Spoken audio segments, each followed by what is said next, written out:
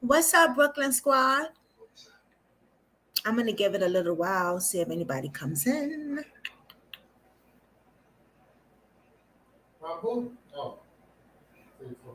I'm on live, baby.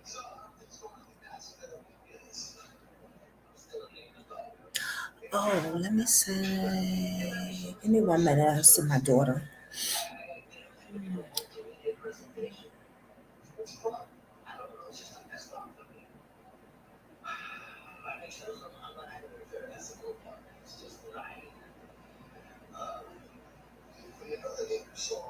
Oh my God, my channel grew. Grew more? It grew more? Okay. Oh wow, okay. That's good.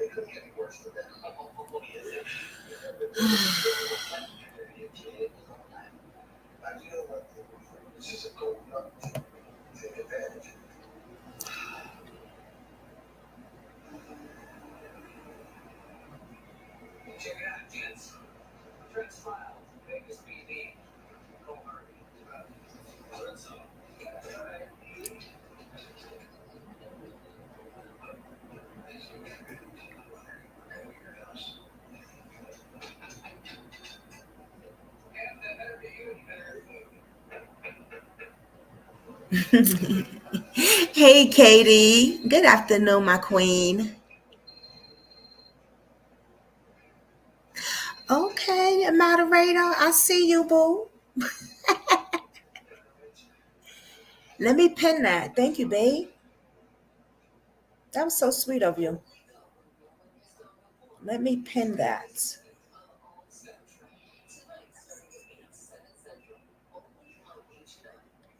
Shout out to Katie.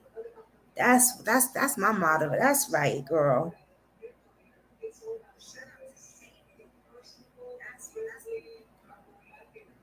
Thank you, sis. That was so sweet of you. I don't even know what to say. You surprised me on that. Cause nobody does that actually. You know what I mean? Thank you, boo. I missed you. I missed you a little bit. Like I be missing y'all. I'm sorry.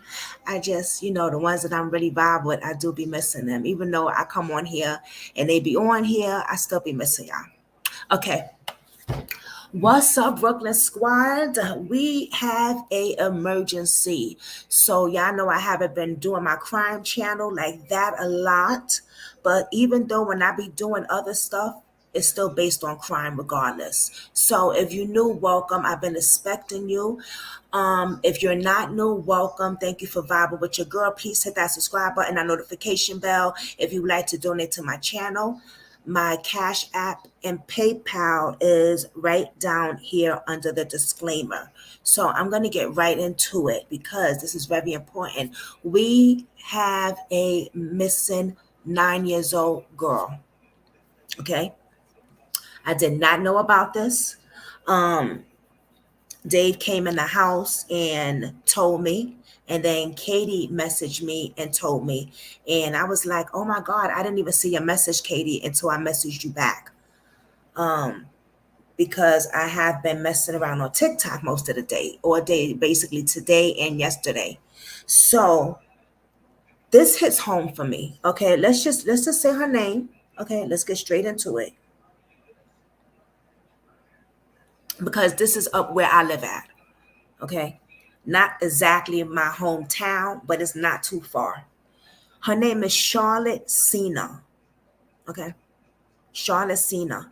She is only 9 years old, y'all. She is a baby. Now, I'm going to read what they said, and then we're going to go and we're going to look at some videos on this. I'm not going to be that long on here. Um, but I did wanted to bring this to attention. Now, as I was reading this, I don't know much. I'm gonna be honest. I read it for like 2 seconds, and I said, I'm just gonna do a live on this, and we're gonna go through this together. Usually, I do my research and everything like that. I didn't have time to do that because I just heard about it just now. But she's missing now, so we need to get this out there now. You know what I mean? So it says the extent search for 9 years old Charlotte Sena, who disappeared from a popular state park while camping with her family. Okay. Now, as I was reading this, I was finding this a little bit weird. I'm gonna be honest with you, straight up. I was finding this a little bit strange. Um, and I'm gonna tell you why. But there is an Amber Alert right now as we speak. Babe, when did she go missing? Today? She went missing yesterday, Dave said. Okay. He says, allegedly.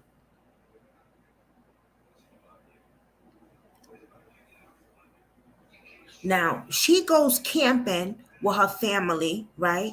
And this is what it says. Ugh. Charlotte, 9 years old. Her height is 4'6". Her weight is 90 pounds, and she has blonde hair and green eyes. She was last seen wearing orange tie-dye Pokemon shirt, dark blue pants, black Crocs, and a gray bike helmet. Okay. She went missing Saturday evening. Thank you, Katie. She went missing Saturday, babe.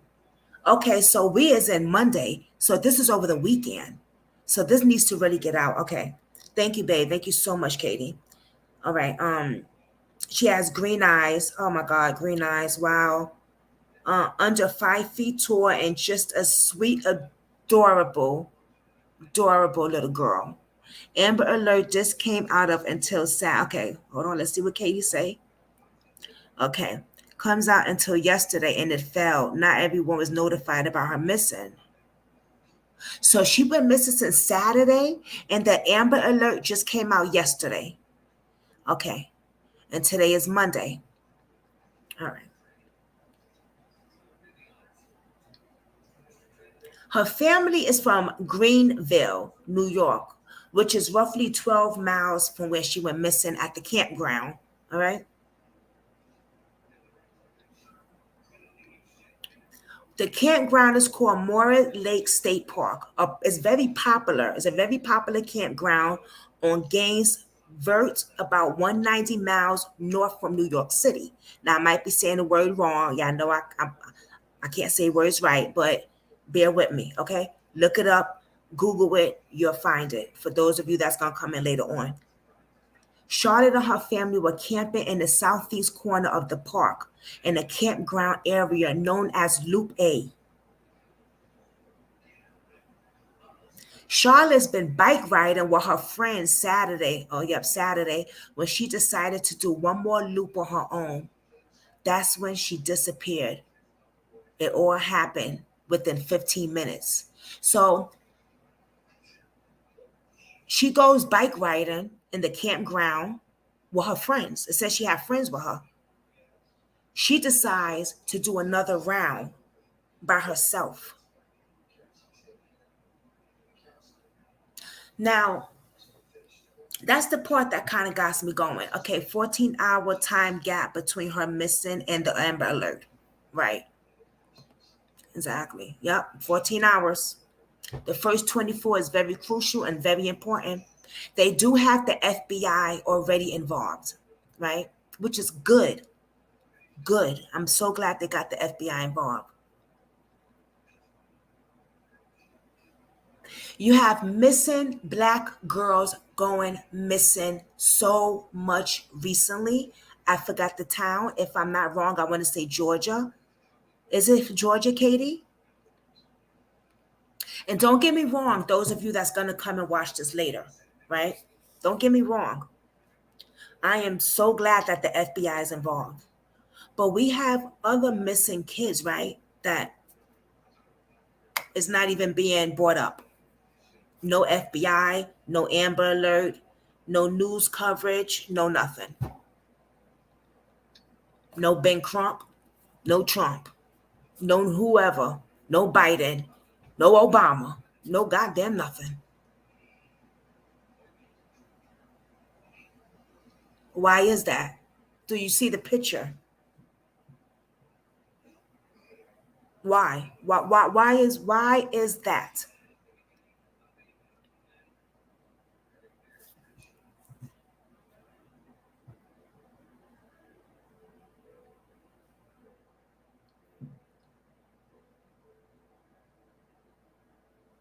Okay, it's in Cleveland, Ohio. That's where I'm talking about, Katie. Thank you. I said, what did I say before? Another town, Georgia? No, I meant it's Cleveland, Ohio is what I'm talking about. Exactly. Yeah. And there is nothing said about these other children that are missing. No FBI.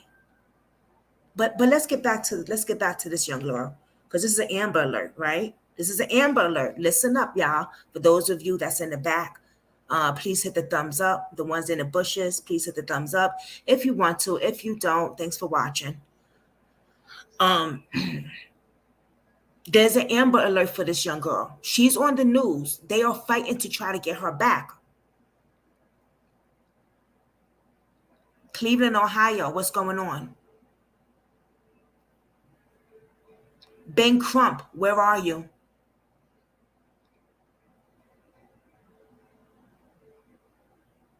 Or Biden, whatever the president's name is. What's going on?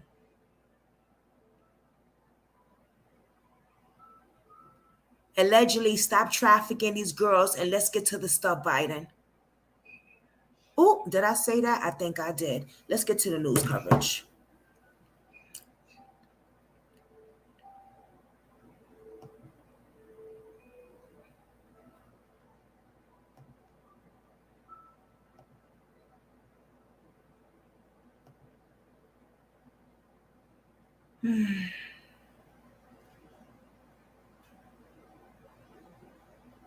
Okay, Katie. She's like, why? For real, because I could say so much about that man. This is not the one. Missing this one. This might be the one right here. Is this it? No, Bing video. Okay, it's this one. Okay.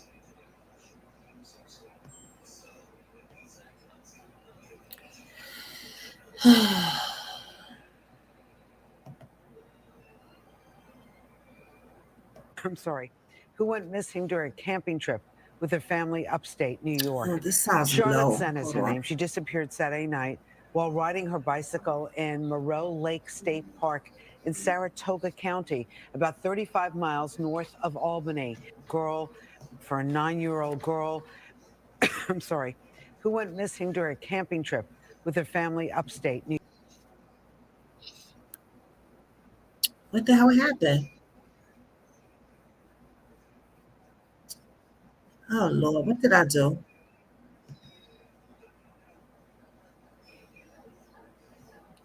Let's pause this for a minute. Let's pause this for a minute.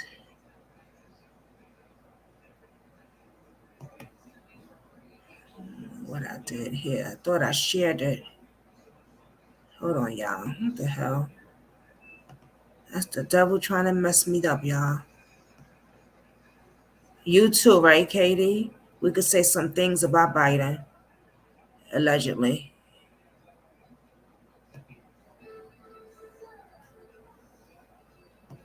Here we go. Why is not sharing though? Let me see something. A 9-year-old girl, I'm sorry, who went missing during a camping trip with her family upstate New York.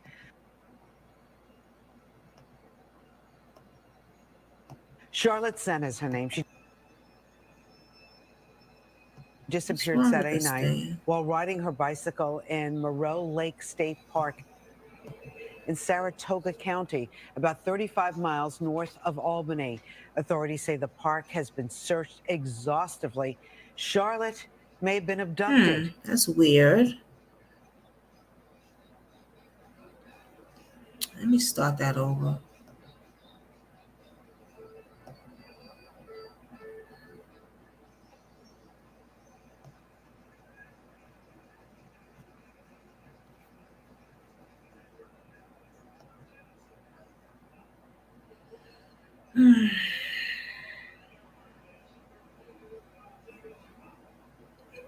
Oh my God, what happened to the volume? Okay, I'm like, what the? Yeah, I still can't see it. Okay, hold on. Share screen.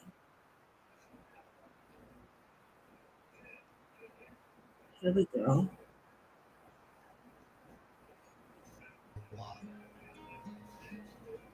On a picture perfect fall day here in upstate New There we York, go. Charlotte Sena's family and friends gathered for a weekend of friendship and food and enjoying one of the last few days of good weather. But instead, the day turned into every parent's nightmare.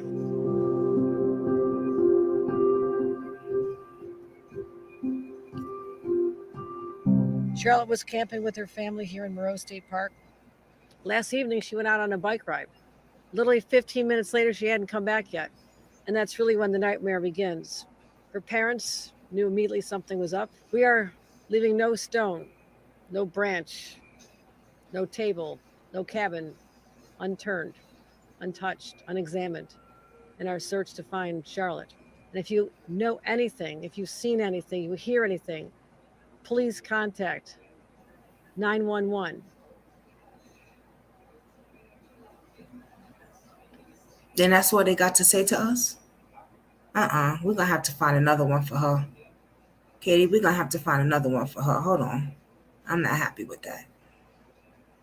I am not happy with that at all. Not cool. Sorry, miss. Mm-mm.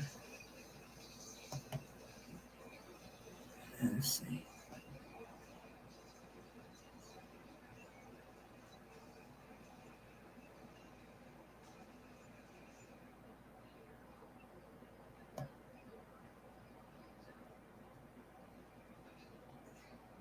Let's see what's going on here. They got a bunch of seems like, right? Nothing. You know what? I don't have time for these people right on this channel. So we're gonna go to YouTube. I should have been there in first place. Definitely not enough. Yeah, we're not happy with that. Me and Katie is not happy with that. So let's go to YouTube, Katie. Hold on. Damn, I gotta go out and come back in. I think so. All right. Leave.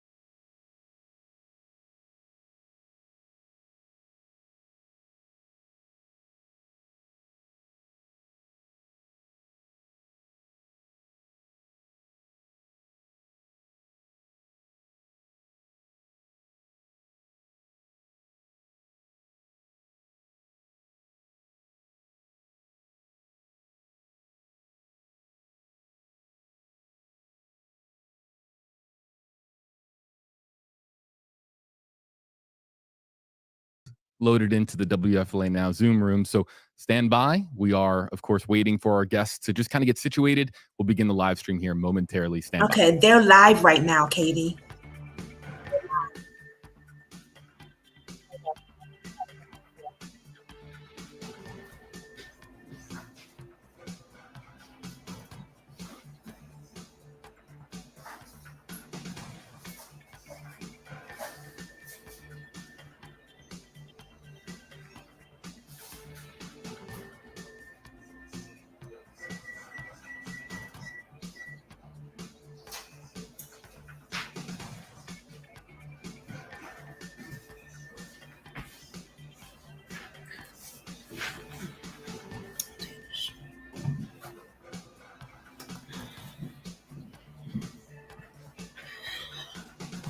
Okay, y'all, they are live.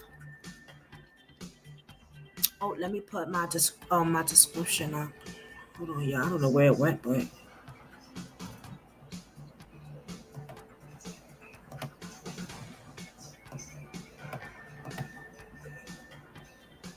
oh, it is up there. Okay, it's up there.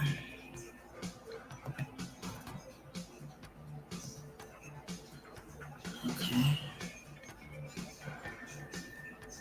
we need to know more. Cute little girl. It's a shame. It's fast. Ron, I get to bust your chops. All right, Jennifer Koffendorfer, and now, yes, Duty Ron, friend of the program, you guys. Let's give our comment section out there. Let's give a shout out to Duty Ron, retired NYPD detective, runs a great YouTube channel on his own, has already been on this story. Yeah, Jennifer, you wanted to bust his chops. That's a little one bit thing. there, Us YouTubers, we be doing I our got thing. to bust your chops, Duty Look, Ron, he a because I'm YouTuber. usually the He one up with there. technical He difficulties. runs a YouTube You channel. actually shipped me something to help me with my technical So we difficulties. talking and look, about I'm Charlotte all ready to Cleaner roll from now. 9 years old, y'all. Who is Yeah, missing Jen, as of now. I always like to roll Amber with the alert. punches here, Just but coming I don't in. use Zoom Please hit per that se. thumbs up, If y'all. JB was I appreciate using it. Thank StreamYard, you. I would have been a wizard, but I'm not a Zoom guy. So I tried to get my phone in the landscape mode and I was sideways. It was a mess, but here we are. This case, JB, thank you for having me on and inviting me. Just a difficult search. 6,200 acres, a state park, upstate, just a little bit north of Albany, and just difficult at best. Yeah, so a couple of New York connections here between Duty Ron and myself. I went to school in Albany. I was there for 4+ years. Needed an extra semester to graduate, you guys, because of that's a long story. We're not going to get into that. I hate But when I kids are actually missing, have man. gone camping. It's just pissing It's me not off. too close to here, but something David? similar to the Lake Moreau State Park. Bobby? And again, I know, David's I watching. still know, I have tons of friends in Albany, and they're all, of course, I talking usually about do this in a this bedroom, story but and it's people light who out have here, so. volunteered their time. New York State Police, multiple agencies now being involved. I wanted to ask the two of you here, your thoughts on where this is today. We don't have, as the media, the public, as people that are just clamoring for any new information on this story, we don't have obviously that inside access. But what we do have is someone who is a retired New York City police detective, somebody who's a retired FBI agent. What do you think the search for Charlotte Sena looks like today? Duty Ron, why don't we start with you? Okay, well, JB, it's an enormous search area, 6,200 acres, as you guys were speaking about earlier.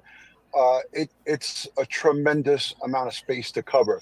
Now, we know that they had air assets. They had, dogs in there. They called dogs of other kind, bloodhounds and so forth. This is, again, a massive on-taken by the state police. They have the FBI, which was called in.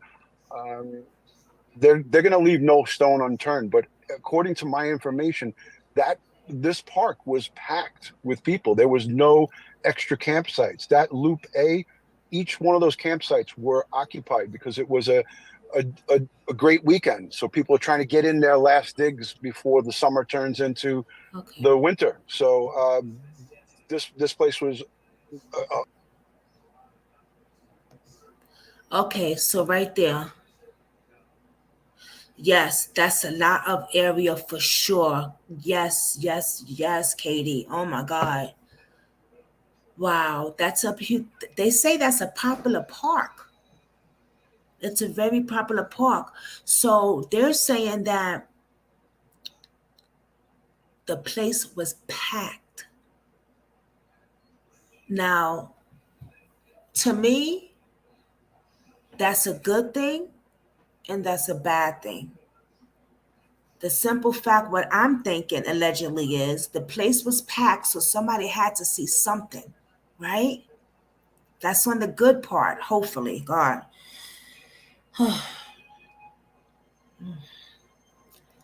The bad side is the place was packed. People are watching. Someone was watching.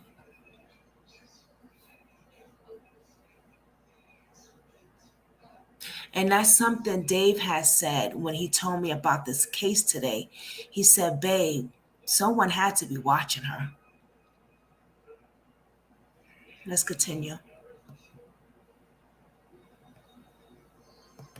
A lot of people. But the good news is Loop A is right at the entrance of that Mm-hmm. park. So when you enter the park, there's a small gatehouse, and then they have to release the gate to let you in after you register. As soon as you make that right hand turn, the very first street is Loop A. So it's right at the entrance and exit of that park. So hopefully they have some type of video surveillance at that booth. I'm hoping. I looked, I didn't see any, but maybe they had something inside. That's what we hope for. Anybody that could have gotten some kind of view of somebody leaving that location, because it was a very short period of time. Jennifer, obviously video surveillance, if it does in fact exist, if there's any surveillance system of any kind, it's crucial to this case, no? Absolutely crucial. And as Ron pointed out, there were a lot of people there, and when you're there and you're in this festivity mode, you're with your family, you're celebrating, you're taking a lot of pictures. So I'm also hopeful that maybe somebody there that was just enjoying their time could have possibly gotten a photo of either a vehicle, of a person, of something that transpired that might be proved to be important. I always go back to the Bethunes, seeing that white van, not thinking anything of it, and until they realize they go through, their photographs and realize how important it was. Maybe that happened here. Yeah, and of course, with the possibility of there being video, that of course is just enormous to the case. But at what point, I want to ask the two of you, at what point does this become a clear abduction, or is it possible for this to become an obvious abduction if they scan the woods and they look in the immediate? I mean, a 9-year-old can only get so far on foot in the woods, correct? So if an abduction took place, at what point do you start to say, okay, an abduction is far more likely than just her being missing in the woods or going off on her own? Jen, I'm going to yield to you first. Ladies first. Well, this is how we look at it. It's a matter of possibilities. There's 3 possibilities. 1, she jumped off that bike. She saw something interesting in the wood, chasing a squirrel, whatever. She took off. Maybe she hurt her ankle. Something happened, and she was somewhere in those woods on her own walking capability. The other aspect we always look at first and foremost are the people in her inner circle, family that she was there with. Could they have been involved? Something like that. So those are the first 2 things you look at. Once you eliminate those, which you could do pretty darn quickly, usually, there's only a third option, and that is abduction. She didn't disappear into thin air. Somebody would have had to take her. JB, I'd add, in addition to that, a 4th option, which is indigenous wildlife. We know that there's black bear up in that region. And in 6:15, I have notification to the New York State Police. What I'm, more concerned with is, again, they're going to go down their checklist. They're going to try to eliminate all of the potential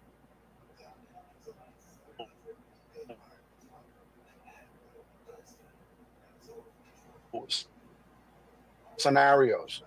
We did complete loop A, and I think it was around a quarter of a mile, third of a mile, maybe. It's a small amount. It's not a large space, and that's why they said after 15 minutes, she didn't show up. Concerns started happening. I'm looking at the bicycle for forensics. I'm looking for tire tracks, footwear impressions, all of the cell tower information. And we heard the state police spokesman.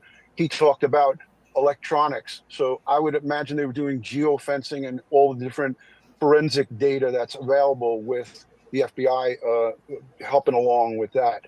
Also, searches of the campsites, and every single camper has to be questioned and or interviewed and interrogated at some point. And that's a huge undertaking because we know about how many people were there.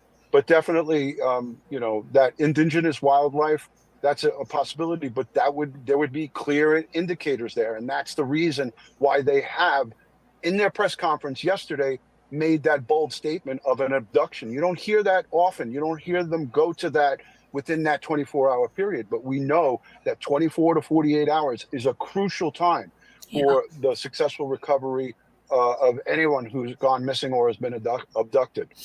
Jennifer, how much are you?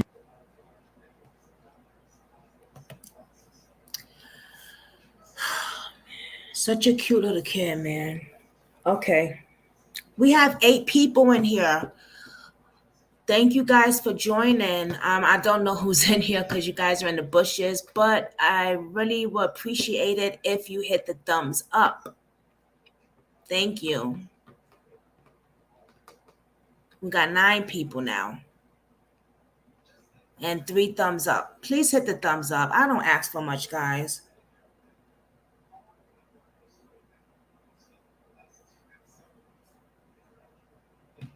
Ten people now.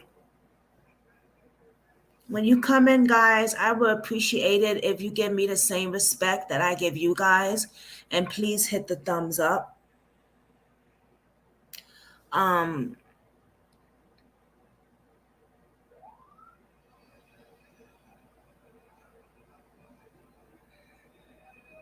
This is crucial time, was the first 24 hours. She was with friends. What friends? Was it friends that like neighbors or school friends? What did they say? They had to be questioned. I want to know what the friends said. Where the friends at? They didn't mention that part. Well, they haven't finished. I mean, this just went live. But I really that's the first thing that I thought about when I read that she was bike riding in the campus with her friends. I was like, wait a minute, beautiful, precious little girl. Exactly, Sharon, a beautiful, precious little girl. Hey, Sharon, welcome. Thank you for joining, love. Like, where's the friends at? Why aren't did the friends say anything? The cameras, it's so much footage. See, they can't say that there's no cameras. That's bull crap. They didn't say that, but I'm saying, y'all know how some cases they start saying like, oh, there wasn't enough camera footage. It wasn't enough this. It wasn't enough. This is a huge park. And don't they have that little thing? The little, what's that thing called? The little circle thing in the woods. You're welcome, Sharon. Sharon, did you hit the like button for me, love? Please. What's that thing, that circle thing that they have in the woods, y'all? The ring light or something like that next to the tree. Remember we saw another case like that? I'm just thinking like, God darn it. All right, let's continue, y'all. Y'all know I'm going to have to continue to stop the video and talk and stop the video and talk because of YouTube. So if you know, that's why. Okay? Thank you, guys. Beautiful ladies.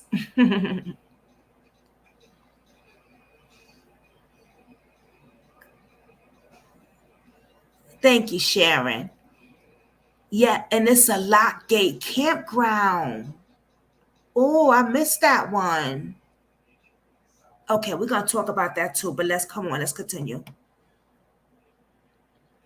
Would you be, and we're going to get to your comments, folks, our Facebook audience, our YouTube audience, we're going to get to comments here from you guys in just a second. So any of the hashtags you see on your screen, if you use one of those hashtags with your comment, we're going to pose it to one of our two guests here. But when you're of course, looking at this situation, Jennifer, how much are 7 you, likes. if Thank you are you so again much. an Sharon. investigator, you're an agent on this case, how much are you safeguarding information to not let the media find out about it, because that information could be, of course, precious to the ongoing, you don't want to compromise the ongoing investigation. How much is that actually going on, you think, at this stage? Well, it certainly is to a degree. The most important thing is that people see her photo, is that people understand what she physically looks like in terms of her size, in terms of her hair. That's the biggest thing that law enforcement wants to get out there. They want all eyes being able to spot her at any location. As you mentioned early on in the programming, she could be at a rest area, at a restaurant, she could be in a vehicle. And so that's what law enforcement wants to get out. As far as the details of their investigation and any particular possible persons of interest that they're looking at, they don't want any of that out at this stage of the investigation. Anything to add there, Duderon, before we get to this question for you here? Sure. Okay, someone had seen something with all those people there. Yeah, I mean, 100%. JB, great question coming up on the screen there. There's a strong possibility that someone did see something, but they wouldn't be quick to put that out there because there's so much that we have to keep close to the vest, so we don't trip off or tip off anybody or our suspect or suspects here. And again, I want to just go back to what I was saying about the exit and entrance being close to that loop A. It works to our advantage and it works to our disadvantage, because when you're leaving that park before this incident happened, nobody is searching vehicles. So if somebody in fact did, and we hope and pray that this was not the case, if somebody did in fact scoop her off of that road and place her in a vehicle, nobody was going to search. Nobody searched that vehicle when it left. But if there is the camera devices, which most of these state parks have them inside the booth for the safety of the workers inside that booth. So I'm hoping that there is a camera that is pointing out from both directions, entrance and exit. How about this question that we just had come in, and it's an interesting one. What is the age that a kid gets a cell phone these days? Is 9 years old too young for a child to have a phone? Because Duty Ron, you want to hop in here? I want to hop in because I have inside information, valid, verified information. I interviewed her aunt last night on my YouTube channel, and that was and that's a very good question, Ashley. Thank you for asking that. Kids at that age have these phones. I go out with my wife to dinners, and we see families with kids that are 5 years old with tablets and phones. Yeah. I presented that to Janae Sena, live on my show, and she said her parents do not allow her to have a cell phone. So she did not have a cell phone. And I was hoping that she would have said, yes, she did have a cell phone for obvious reasons. But we know for a fact from her family that she did not have a cell phone. Damn. I'm gonna that was run my a next poll question. Wow. I just because I'm curious as to what these days is the age that a child would be getting their first phone. But interesting. I was talking to one of my neighbors the other day, and one of my neighbors down here in Florida told me, well, she's got 4 kids, and she has AirTags for all 4 of her children. Those are the little circular devices now that can ping other Apple devices, and kind of it creates a mesh network for people to be able to geolocate whatever.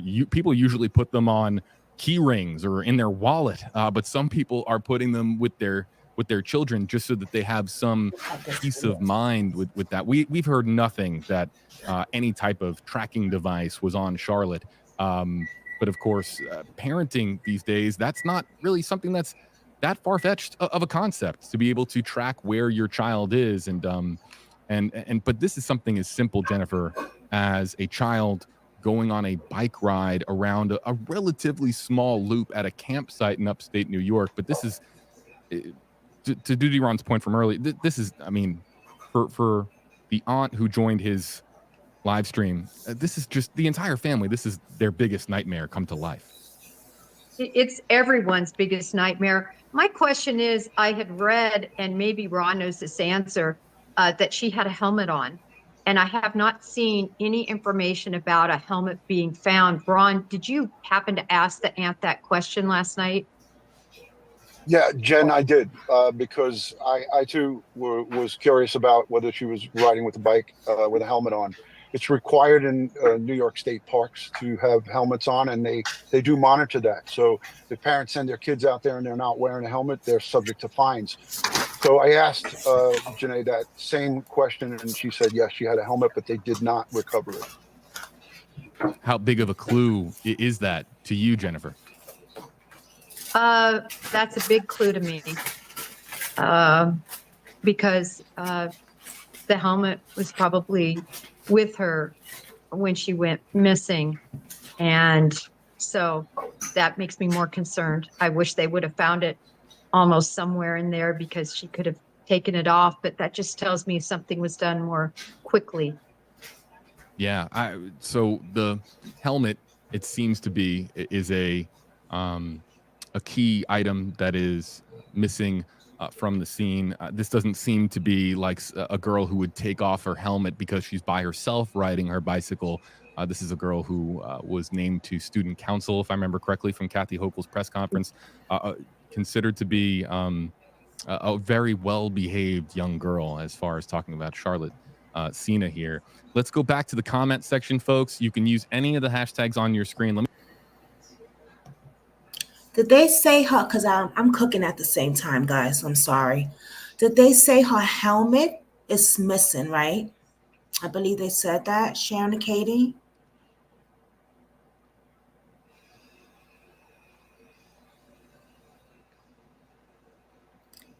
This sounds like this young girl was taken, snatched, allegedly. And this is a lock-gated campground.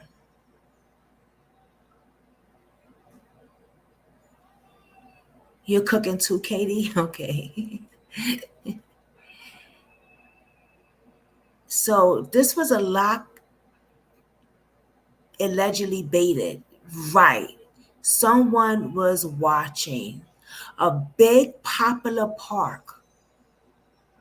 Millions, well, not millions, but the park was packed, they said. A lot of people in that park. And it's a gated campground. So if you went to that park, you were pretty familiar probably with the park, right? That's what I'm thinking. If I'm going to a popular park like that, I've been to that park probably before, and I probably know a little bit inside and out about that park. I mean, I don't know. That's what I'm thinking. I'm thinking that this person probably was at that park plenty times before, so they're familiar with the ins and outs probably at around the park. Sharon's cooking too. We all cooking for. Are we all cooking for our man? I'm cooking for my man because I cooked for myself yesterday, so I got leftovers. Look, we wifeys over here, right? Shit, we gotta still do our thing and cook. Those of us that are in relationships and the family type, you know what I mean? So I'm thinking she was bait. Yep, she was watched. Let's continue to see what else they're saying. They definitely had that park studied. Is that's what I'm thinking, Katie? Yep. Oh, you cooking for your parents? Oh, that's still your family, the love of your life. Elderly parents, God bless you. That's a beautiful thing. Shout out to Sharon. I like that. I'm gonna put you up there. I like that. I'm cooking for my elderly parents. I know that's right. Shout out to Sharon. Sharon, are you subscribed to the channel?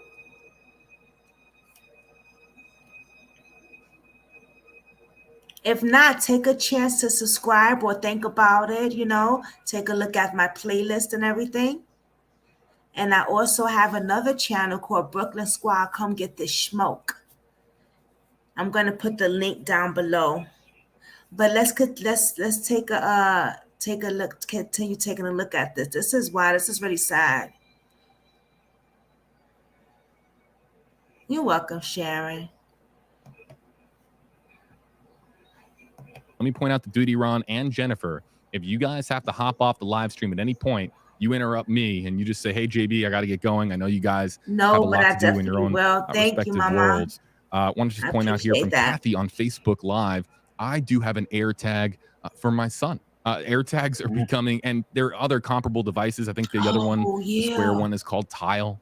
And this is just something that parents are doing these days more and more. So I just want to point out that a lot of our commenters are saying that they do, in fact, track their child, not with a phone, but with one of those I'm going to put the link in for devices. So, of course, I'll bring this comment on screen. Nancy wants to know, never trust anyone. Have the parents been questioned? And, of course, by everything that we know at this stage in the investigation, Duty Ron and Jennifer, the parents are the word that Kathy Hochul used, the governor of New York, in meeting with the parents, said the parents were distraught. We, of course, have been given no information to suggest other than that they have been fully cooperating with this investigation at this stage. But, of course, to your point, Duty Ron, from earlier, every stone has to be checked, right? I mean, so you're checking family connections, friends as well. I mean, you're looking at everybody. 100%. No stone is left unturned in this. And, they start with the parents first. The interviews happen with the parents right out of the gate. So, again, forensics is really important. That bicycle recovery and some of the things that I asked in my own head is I hope and pray that when that bicycle was found by the parents or law enforcement, that nobody touched it and it was processed properly, because we need to look at every person that has touched that bike. And in a case like this, we are going to have to assume whoever is potentially her abductor grabbed that bicycle to take command and control of her. So again, I hope and pray no one touched that bicycle, but it's just instinct as a parent to pick it up and touch it. But, again, I asked some of those questions privately. I'm not going to get into it here with you guys, but that's something that we look at is very important, and grabbing her hairbrush and all of the stuff for DNA purposes. That also is going on. There's so many facets to this investigation right now. It's moving at 100,000 miles an hour as we speak. Jennifer, anything to add? No, he brings up, great points that, the original crime scene, if you will, is the location of that bicycle. And there's a principle, and it holds so true. Wherever you enter a space, you leave part of yourself. And if she was indeed abducted from that bike, there could have been not only fingerprints, but a hair that came out, touch DNA, so many things that could provide valuable clues as to what could have happened. And so I mimic what Ron says, that hopefully that crime scene, if you will, was properly preserved for evidence recovery team to go in and properly evaluate. And to piggyback a little, I'm sorry, JB. Yeah. Tire track, tire wear impressions. If a person kind of peeled off or took off quickly, you're going to leave tire impressions. All the vehicles that enter that park are registered. The plates are documented and registered. So she, in fact, was taken by a vehicle. The vehicle's license plate is documented by the state park employees. Also, footwear impressions. If a person got out of the car, took her off onto the side of the road, you look for footwear impressions. So the bike is key, because that is ground zero potentially where this abduction, if it in fact is an abduction, occurred. Or the bike could have also been taken from a different location, put in a vehicle, and then tossed out. So there's so many different There's so many different things that us as investigators have to look at. But we also are pulling, and JB, I'm sorry about the extra airtime here, pulling out all of the sex offenders in a 100-square-mile radius of that location. That's what I did in the Fugitive Enforcement Division. We're now working up on the side all of the felony warrants and all of the sex offenders in that area, and we're rounding them up and we're questioning them all. Duty Ron, you never apologize because you're a moderator. You help. Yes, that is the thing right there. All the ex offenders that's in that area needs to be all looked at. First of all, they're not supposed to be living near a park or be in the park, right? If I'm not mistaken, if you're an ex offender, you're not supposed to be nowhere near a park where there's kids, nowhere near a school. Like nowhere.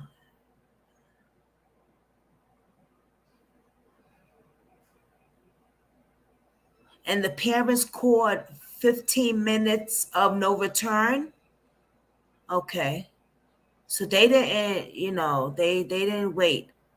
Good. Because I don't think 15 minutes is bad for them to, you know what I mean? Because I've heard cases where the parents waited for hours or an hour or days, you know what I mean? So they were on it.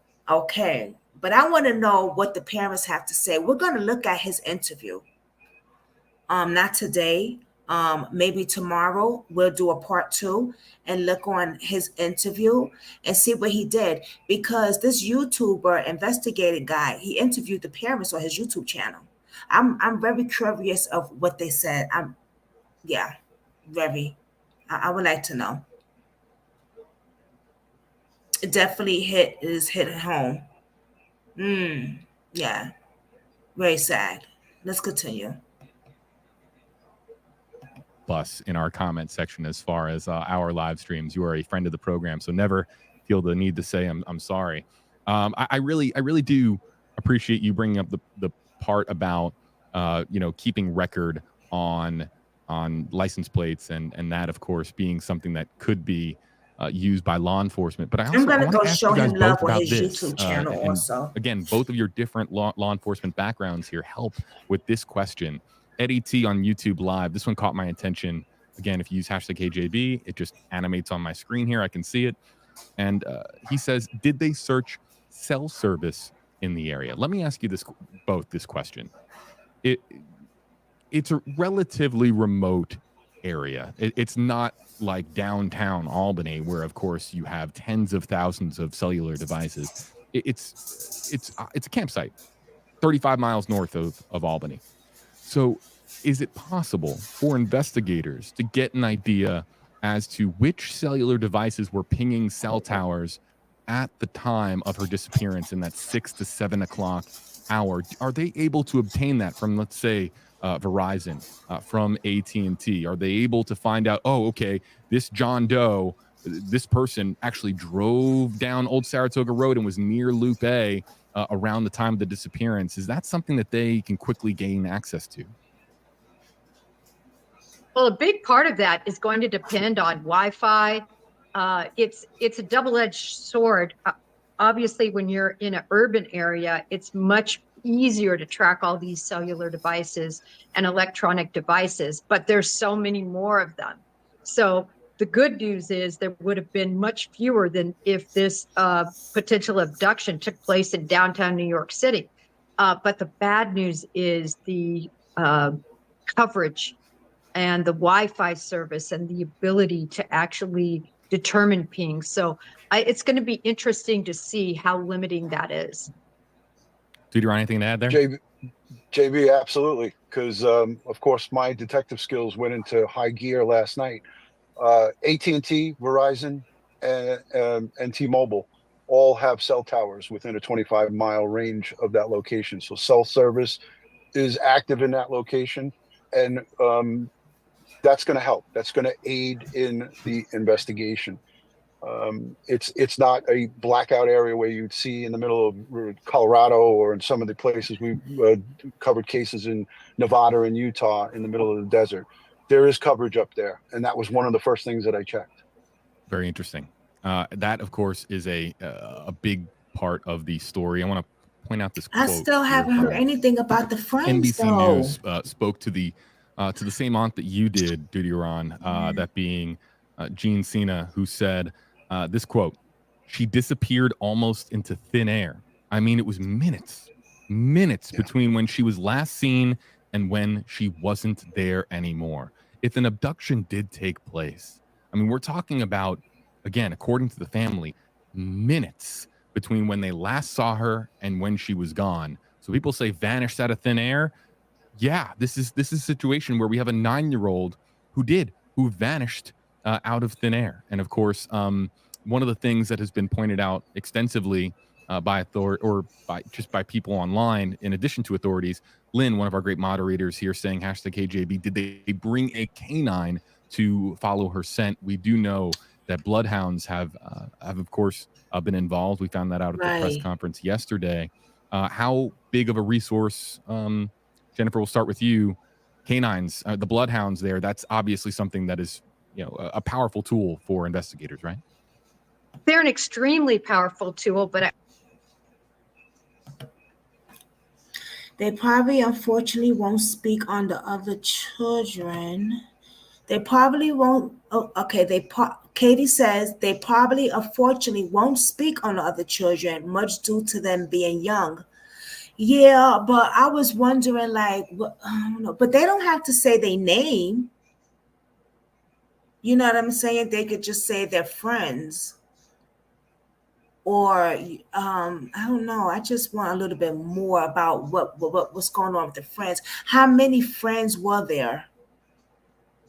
How many friends does she have there? Did they witness? Did they, just something, man? I don't know.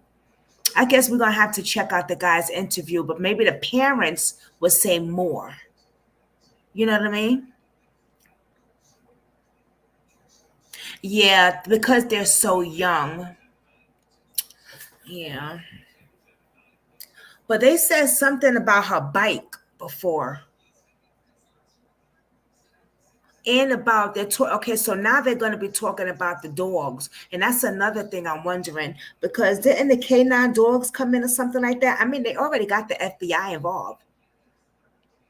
They got the FBI involved, so that's a good thing. The FBI is involved. I would have thought after the Carly Russell case that the FBI said, huh. But then no, because it is two different complexions, should I say, allegedly. Man, listen, I'm just keeping it real. I'm very keeping it real. I'm not prejudiced, y'all, because I got half white in my blood. Yes, they did. Her bike wasn't super far from the comps. So they found her bike then. They found her bike. They need to wipe up and down and the side and around and everything, because whoever took this little girl, I'm pretty sure they have their prints on that damn bike. Unless they are a pro and they have done this before. So they know exactly what to touch, where to be careful. They know everything. I want to hear about the dogs. Let's hear about the dogs, y'all. The dogs are the dogs. K9. If you new, welcome. Thank you for joining. Just to piggyback on what's going on, we have an emergency Amber Alert. A young girl who's 9 years old went missing Saturday. Amber Alert came out yesterday. This was a very, very well-known, popular park camping site that she was in.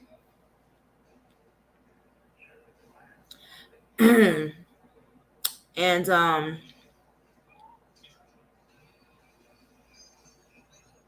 she is missing within very quickly, let's say. She has been missing. Her name is Charlotte Sena. all right, upstate New York. And this is not too far from me. So I said, I got to jump on this. I just found out about this not too long ago today. So we're hitting on this. Let's pray and hope that someone finds this little girl. They about to talk about the dog pound now. So let's hear what they got to say about that. And please, if you come in, I would appreciate it if you hit the like button. Thank you. I always point this out. Dogs get tired. Dogs have limitations. When it's hot, they don't sweat like we do. They can have heat prostration. They're limited, but they are an amazing asset because of their skill set. So they're very important, but people think that they're magical and can just walk in and pick up a scent and it's easy. And it really doesn't quite work like that. Oh, that's what I thought it does. Yeah, the good news, JB, That's is good they to talk know. about teams of dogs because, as we know, as Jennifer just pointed out, they cannot just go and work 6-8 hours straight. So they had teams of dogs. They were able to get articles of her clothing and so forth, and get the scent and get right on it. But Janae Sena, when I had her on last night, she wasn't there on location, but I asked her about her confidence level in the law enforcement and the search, and she was immediately said they are doing the best they can. She said it's an impressive amount, 100+ members of the state, local, and surrounding communities, and then you have volunteers who are out there. So she said the family, and she's there. She was boots on the ground there. She said the law enforcement is doing a fantastic job. So kudos to them. And there's really, the dogs are not the answer to it all, but they are very, very important. And she pronounces her last name Sena, not Sena, just so you know. Okay, yeah, because I had heard that's and I asked Janae her, as well. I asked her outright. So it is Sena. Sena. Yeah, I was embarrassed because I was calling her the wrong name. I was saying, she's like, she made the reference to John Cena. She said Cena is pronounced Cena and it's spelled Cena. We are Sena, Sena. Yeah, and I went by pronunciation wise. I went by the governor who spoke at the press conference yesterday and used Sena. So governors mess up. Governors mess up all the time. Look at what they do with the budget. That's. Well, I would hate if they would hear how I pronounce names. State. Lord I have love mercy. it. Laura, all governors. What's that? All governors, not just local. Duty Ron joining the program. Jennifer Koffadoff for JB Buno here with you live. Again, if you guys have places to be, I'm just going to start taking more and more questions until you guys tell me that you have to run. I wanted to piggyback off of something Ron said about the families, how much they appreciate the law enforcement effort. I know Ron's been involved in these. When you're out there, you work almost nonstop. I mean, you're literally telling your people, go get a couple hours of rest and then come back. No one wants to stop working. Everyone is so committed to, finding little Charlotte. And my hat's off to them because I know they're missing their families and going to continue to miss their families. And they're going to work really 20-hour days trying to find this little girl.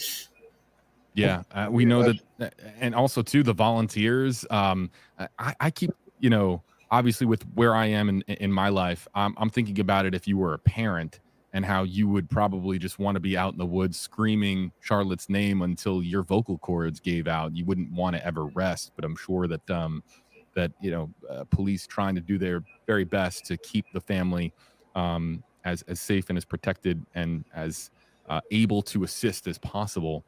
I want to get to this comment, though, because it's really important. Laura, #AJB, can Duty Ron talk about the reports that she was wearing an orange shirt when, in fact, we found out last night it was a pink shirt? There's been some confusion. Can you help us clear the air here, Duty Ron?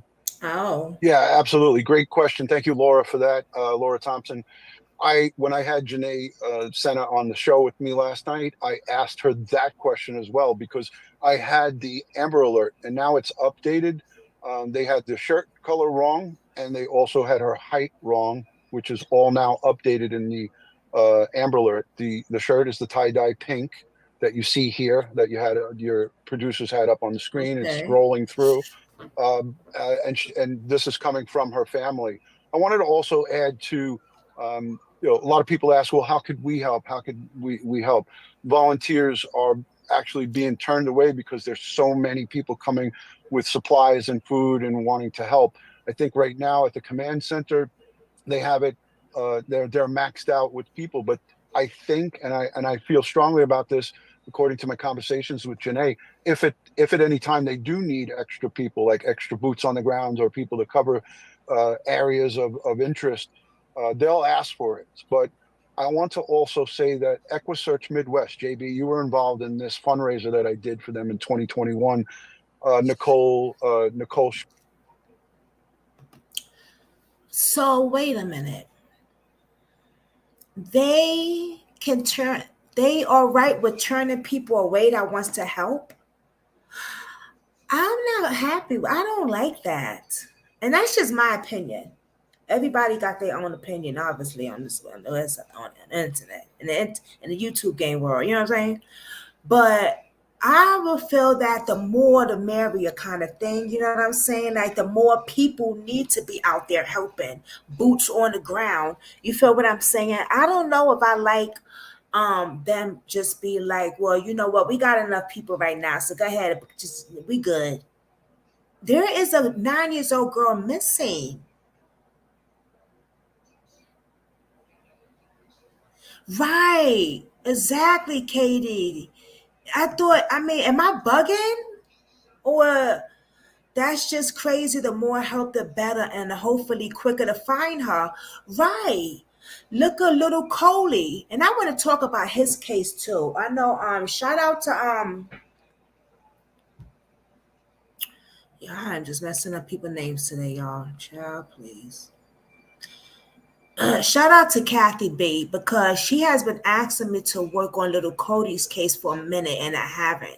And I'm definitely going to start working on his case again, getting into it because we haven't touched base on that and another case that went on that's on trial that we haven't touched base for part two. So there, I got to get back to my crime cases.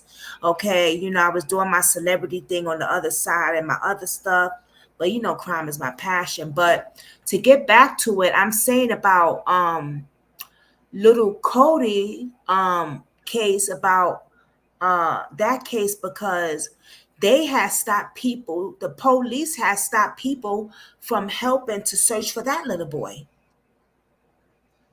And he was like, what? How old was Cody? 3 or 5 or something like that? Missing. His dad got out of jail already. They let him go, but he's still missing. And we over a year, some change now. Scam. We over a year and some change now. So I don't understand this whole thing where, oh, for back, we got enough people looking for a missing 9 years old child that could be a highly endangered, but we're good. I don't. I'm sorry, but I don't rock with that. Let's see what else they gotta say. Maybe there's, I just don't even, I was gonna say maybe there's a reason they do that, but I'm not feeling the reason why they do that shit either. In a minute it is. Because I'm waiting for the thing, baby. And that's Gabby Petito's mom and her stepfather, well, I call him Dad, Jim. They were on a show we did with them. EquiSearch Midwest is already, I put them in contact with the state police. They've offered their drone services, which is a specialized program called Locate. It could locate an image, a color, a size of a dime in the middle of a field. They offered their services. I contacted the lead detective, and he is in contact with Twyla and Dave from EquiSearch. They do an unbelievable job, but they stepped right up. As soon as they saw this coverage, they contacted me. They asked me to contact the law enforcement, and I'm the liaison for them. So the wheels are in motion for them to help if needed. But at this point, they didn't. They're not involved yet, but they're communicating with the state police. All right. I'm paying attention to feeds here in the newsroom here, folks. I'm trying to figure out where this one feed is coming from, and if that's a live camera feed, I'll bring it up. Here in the Stream Center, folks, we're able to access a lot of different camera feeds, and over the course of the day, the feeds that were there at the state park in upstate New York, they were down, they were black, because, of course, they're trying to conserve energy, battery power for when they actually do have something to feed back. I can now confirm that this is not a feed from upstate New York, so kind of a false alarm there. But any feeds that do, in fact, pop up, we'll, of course, punch them up here live for you on stream. I'm glad that, Ron, you brought up that's not a good sign. Drones, right? Because, right. correct me if I'm wrong, and Jennifer, feel free to hop in here. The drones, if they have thermal imaging, that can help the search efforts continue in an overnight capacity, correct? Because then, of course, you can spotlight a difference in temperature, and maybe if you see something out there with the drones on thermal imaging. But do we know if that technology is being used in this case? Well, I'm going to jump in just for a quick. Okay, go ahead, Jen. No, go ahead, Ron. All right, so we know that the New York State Forest Rangers are involved, and possibly the forestry department, which is a federal part of the resources that are jobbed out on these large scale searches. The thermal imaging is only going to come into play as if obviously we have a thermal image to focus in on. But what I was talking about with the locate, JB, is it's locating color. So when you see the bright colors on her shirt, if that was discarded somewhere in the bush, the human eye wouldn't pick that up, even from helicopters and any type of fixed wing aircraft. But with this locate program, it actually picks out anything that's as small as the size of a dime. And it's fascinating technology, and most law enforcement agencies don't have it. It's developed by somebody in Canada. Very interesting. Jennifer, anything to add there? No, I was just going to add that with the FBI coming in, there's going to be a lot of these assets now that they are going to bring to bear, and I think that's really important. And again, they're just trying to search to make sure, that she doesn't remain in that area somewhere. So while there's that aspect of this, I want to talk about the dogs. First of all, I did not know, y'all. And no, that is not a good sign. Sharon, I feel you on that. And they need more people. They need to stop telling people, "Oh, we're good. We gotta run. We got us enough people to find a missing girl." I didn't know that the dogs, baby, do not eat nothing. Go sit down. Come sit right here. Okay. I didn't hear starving, y'all, but that's on him because he had me cooking late. Canada is already 4 or 5 hours away from that location. Oh no. Canada. Oh my God. Where they go to Canada, well, hot dog it. I don't know where I get these new words from, y'all. But I didn't know that a dog scent is like that. I thought that when they get the canine dogs involved, they is like, you know what I'm saying? They on it. They sniff, and they can find this and find that. So she talking about dogs get tired and they get sweaty. They like humans and shit like that. What the hell? Now listen, let's continue with this so I can serve my husband. That's crazy. Investigation that is very important. Yeah, I think at this place and time, the intelligence-based aspect of searching for her. In other words, all the interviews that are being conducted and everything that's being conducted in terms of the digital forensics on the cellular phones, all of that is really, I think, a huge part of this case at this point as well. At what point are law enforcement agencies in other states? I know from spending 4+ years of my life in Albany, I know that the Massachusetts state line is right there. I know that Pennsylvania isn't all that far away either.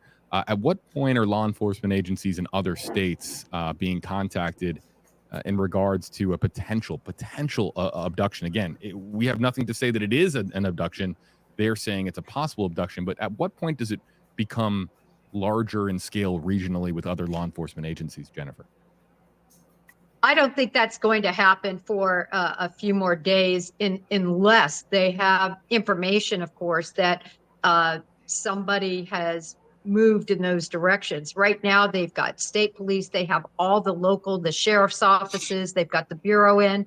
They might bring in other federal assets. I would look for that to happen first before they bring in other assets from other states that are really out of their jurisdiction and venue. Yeah, JB, I think Yep. what you said was that was a great point that you brought up, because, getting a bolo out to the neighboring state police departments and even the smaller town police departments up further north. We know how large the state of New York is. You can go up north and travel all the way up to Niagara Falls. So we're looking at everything from north, south, east, and west. It doesn't hurt. The more people, the more law enforcement agencies who have bolos on Charlotte, the better off we'll be. And I'm sure that I hope that they would reach out to neighboring departments to have it. I'm actually going to reach out to a couple of my NYPD detective friends today just to see if they got it. And I wouldn't even be surprised if that roll calls her picture was mentioned or shown to turning troops that are turning out. Yeah, and I'm sorry, I thought you meant actually coming into the area from other states. But yeah, definitely bolos would be out at all the neighboring states, I believe, as well. Yeah, that's obviously encouraging news. Let me ask you this question. As far as actually, you know what? I want to. My questions are always going to be there. Let me get to some of the people. We definitely got to check out the interview that are commenting with us the on YouTube Live and on Facebook Live. Lori B wants to know #HeyJB is in what manner was the bike found? Standing up, lying down, on the trail, or off? Duty-Ron, correct me if we don't have too much about the manner in which the bike was found, correct? Right. No, JB, we do not. And I think even if they had that, they might not want to put that out. Like, people want to know if the bike was mangled. Did the bike look like she was involved in a crash? Did it look like the tire was flat, and so forth? I think those are kind of some of the things that they would keep close to the vest, because the only person that would. His service is messed up too. I noticed it was freezing the last time and too, some y'all. signal interruption here, you guys. It's not my side. That's him. The Zoom room back the here momentarily. Duty-Ron, if you can hear me, we're frozen here, but we'll try to get you told back you. Here in said just a he moment. Frozen. They know on my side, baby. Duty-Ron, you back? Yeah, I'm back. I don't know what happened. Yeah, we lost connection. You want to finish the point you were making there? Let's see. His name. So I don't know at what point I got cut off, but I'll just continue with it. So the only two people that would know about the condition of the bicycle is obviously our perpetrator or perpetrators and the victim here. So I don't think there would be any value to putting out the condition of the bike, how it was found, because those are some of the things that we as investigators want to keep close to the vest. Yeah. Yeah, obviously, we were talking about that a little bit earlier on, right? Safeguarding certain details, certain pieces of information that could be, of course, precious to the ongoing investigation. One thing I'd like to point out for a second, and you guys correct me if I'm wrong, but I'm trying to present an alternative scenario. People, I think, at this point in the story are, and based on what I'm seeing here on social media, there's a lot of comments that people believe that she was abducted, that Charlotte Sena was abducted here from Lupe. I want to present a potential alternate scenario where she wasn't abducted. What's up, Mama? Duty-Ron and Jennifer, feel free to hop in here and tell me if this lines up and if logically this makes sense. She, in essence, as we've come to understand it, she went on one more lap around Lupe without the other young bike riders, without her friends, to just say, hey, I want to do this. I can do this. I'm a big girl. I can do this one additional lap, one more time, all by myself. I mean, you can almost picture a 9-year-old wanting the independence and wanting to be trusted to go out and make a lap all by themselves. And again, I don't know Charlotte, and I'm not familiar at all with how she was raised. But if she wanted to have that feeling of independence, is it possible that her feeling of independence, she would park her, bike on the side of the road, and maybe if she saw something that resembled the trail, that she could go down that trail and go on a small adventure of her own and then get lost out there in the woods? Is that an alternate scenario that makes sense to you guys, where an abduction isn't at play? I think based on the amount of resources and the amount of searching that has been done to date, I think if that were the case, they would have found her by now. Duty, Ron? Look, JB, I think anything is possible. Is it probable? Probably not. I think that's low on the totem pole, because they have scoured for now arguably 30 hours this location by air, on foot. And they start at the location of where the bicycle is, and they work their way out. I'm pretty confident, and I know how our state police work here in New York. They're very thorough. They're very tightened up. They dot their I's and cross their T's. For them to come out and say there's an abduction, there has to be more to this that we don't know. But yes, my answer to that is a possibility, but it's a low percentage. I would put it on a very low percentage. So you just touched on it there, Ron, and basically, you two being former law enforcement, you have that spidey sense that almost tells you that you're leaning one way or the other. Ron, it sounds like you're leaning towards this seems like and sounds like an abduction. Jennifer, do you feel the same way? Is that sort of the feeling that you're getting in your gut? Yeah, really more than my gut, really just based on the facts that we know right now. Like I said, it's really a check down. And when you start checking down the possibilities and they become very improbable, it moves you in the direction of what is probable based on all the facts and circumstances you know. And the most probable right now, in my opinion, is an abduction. Let me ask you this question, then we're going to go right back to the Facebook comments and YouTube live comments with our hashtag system. We're going to really hone in on those. But let me ask you guys one more question from me. Amber alerts so often are issued with a vehicle and with a license and tag. Usually you're talking about a situation where a child or an adolescent is in danger, and then of course you have the vehicle that they are searching for, and you're looking at a tag number. In this case, we don't have that. We have an Amber Alert that was issued. I don't think you're going to find too many people that are upset about the Amber Alert being issued without a vehicle or a tag number. But what do you make of the fact that they don't have anything to go by, at least, or what they're sharing publicly at this point, that an abduction has taken place, but yet the Amber Alert was issued? Ron, why don't we start with you? Well, yeah, I found it interesting that there was no vehicle involved, but under the Amber Alert standards, once they make a determination that there's imminent danger, that the child is in imminent danger, they go ahead and issue it. Again, as we spoke all along in this broadcast, there's a lot that is not being put out there. But if there was a vehicle that was identified, it would be in that Amber Alert. And it is not common that you see Amber Alerts issued without a vehicle. So yeah, it was something I scratched my head on. But I also had an opportunity to interview the aunt privately and ask about her niece and what type of a girl she is. And so I have a little bit more insight to what type of a young 9-year-old Charlotte was or is. Do you want to share, Ron? Feel free to share. I mean, any details about that we can get an idea as to who we're talking about here. I'm wondering if she had other kids. How old was the parents? Were they like older parents? Hey, cat, the bee up in the building. And does she have other kids? Like, does she have other, kids with her? Brothers or sisters running around? I don't know. What y'all thinking?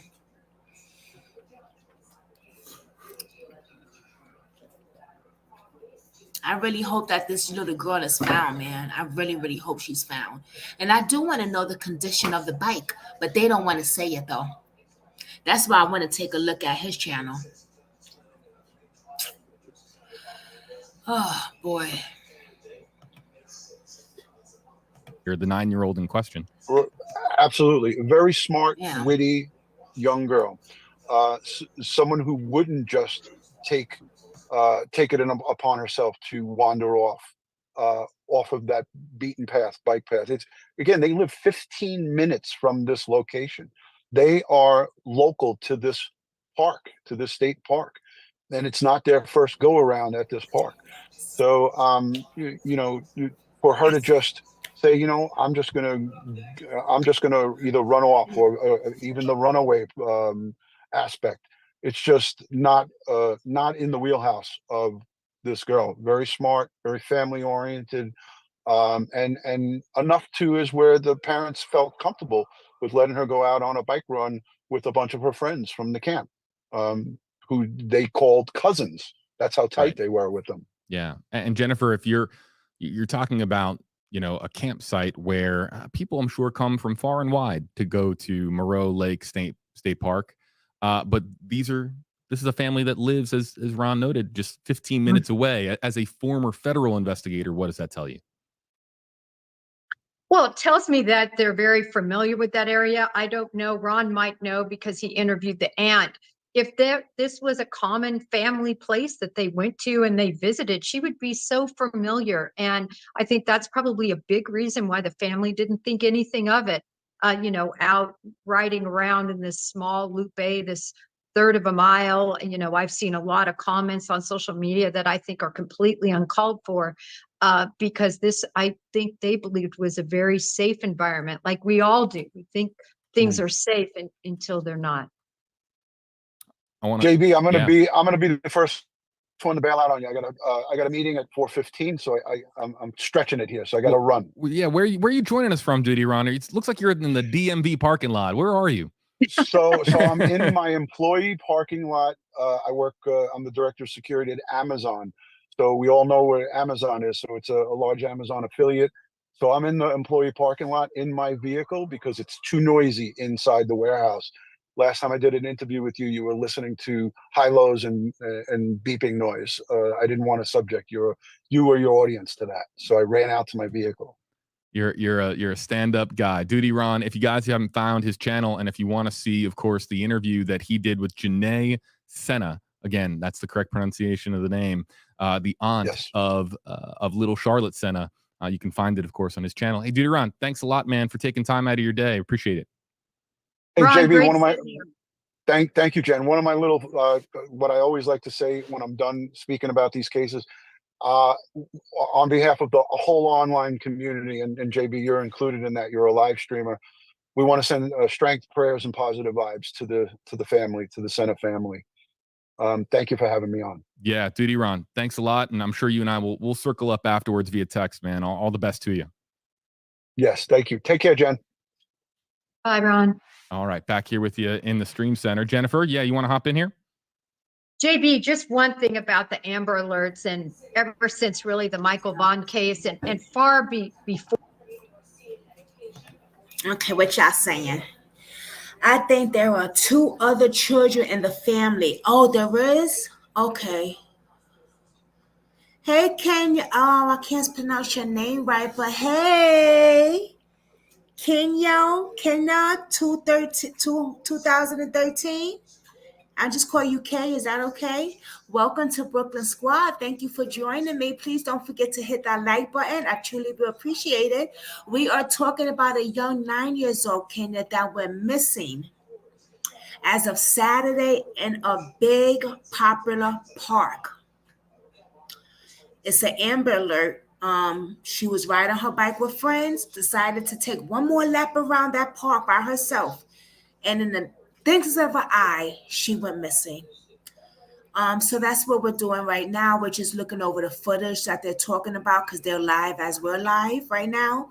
But what I wanted to say is, remember I said, guys, I think that this was a known park. Maybe they were known for going to.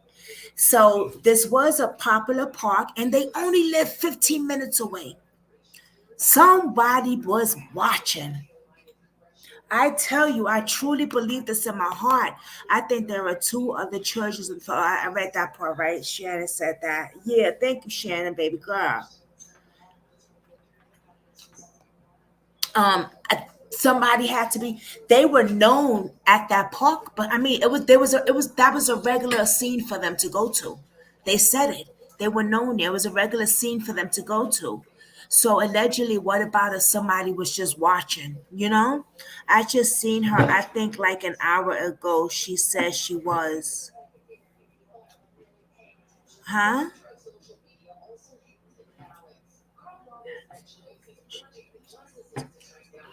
I asked her what she was doing. She didn't respond. Who are you talking about, honey? Who? Did anybody ask this girl a question? Worried and the poor girl just disappeared? Who and the poor girl? Who did you? Okay, yeah, but okay. Yes, she disappeared. So let's continue and see. 'Cause I don't know what you're talking.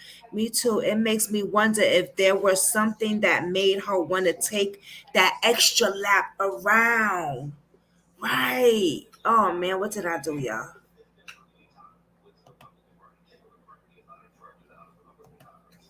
Oops.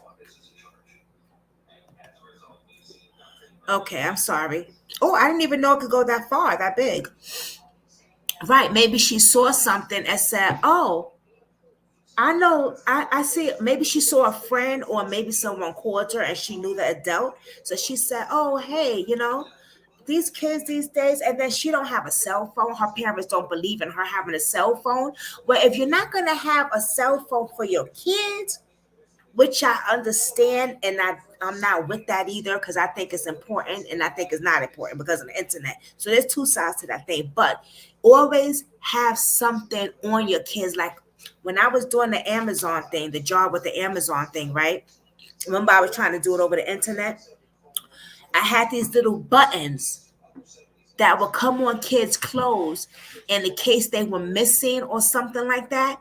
Always have something, because look at the shit that's going on these days. And I'm not blaming shame of the parents. I'm just saying, always have something, little button that would be on their clothes, hiding somewhere, or on their pants, or on a watch that has a something, man. Damn. I'm gonna have to say my kids got stuff like that besides a cell phone, because God forbid if the kids do have a cell phone, right? God forbid something like this happens and they go missing. That's what the perpetrator's gonna take is their phone. So always have something else hidden on your kids, like on their belt or on their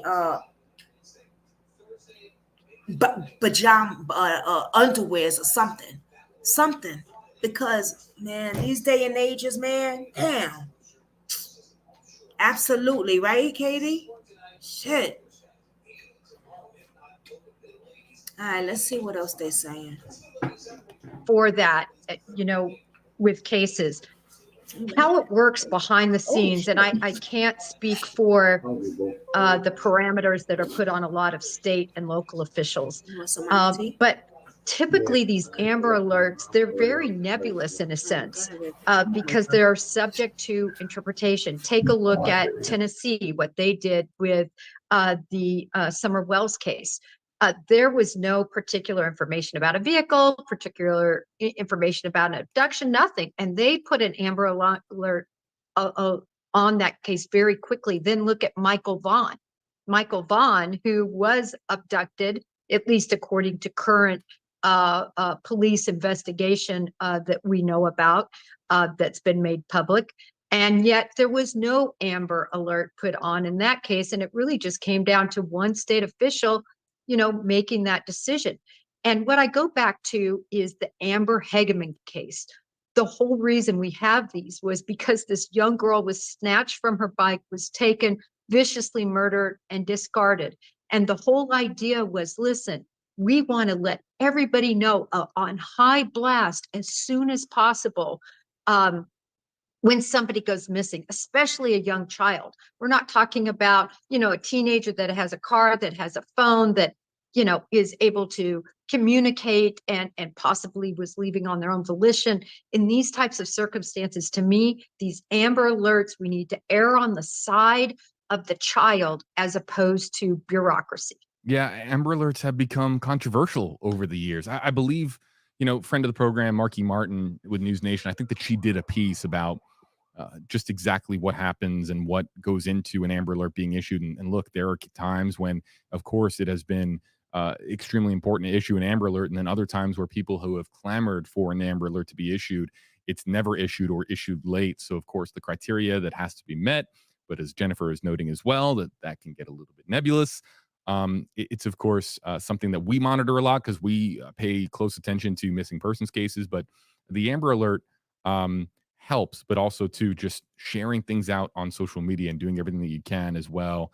That it can be almost as powerful, if not just as powerful, if just the community of people online, everyone's on social media these days. If you share it, you know how this works. Everyone then you are connected with on social media gets exposed to it, and it could be an extremely powerful tool to getting out these images, like in this case with Charlotte Sena.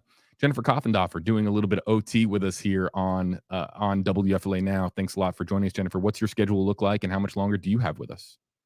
I've got about 5 more minutes, JB. Okay, excellent. Let's go to some of the comments that we've got in our WFLA Now social media comment section. And again, you can use hashtag HeyJB or hashtag HeyJennifer now to have your comment featured here on stream. Let's go to this one here from Suzanne. Wants to know, there are campsites on Loop A, correct? If so, how many of them were occupied? Do you have an answer to this one here, Jennifer? I do have an answer, and that is that they were all occupied. I do not have the number, but my understanding is there wasn't any vacancy on this particular time frame. So there's going to be a lot of people to interview. And remember, when you have a campsite, typically, you might have a whole family there. You might have multiple relatives, multiple people. It's a huge undertaking for each and every person to be interviewed by law enforcement. And that's why they need so many law enforcement officers there to undertake that. Yeah. The campsite in and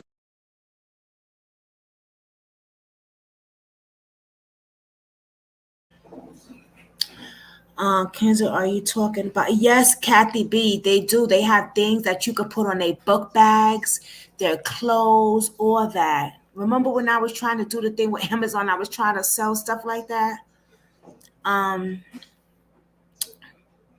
Kenya, do you know the young lady that's missing?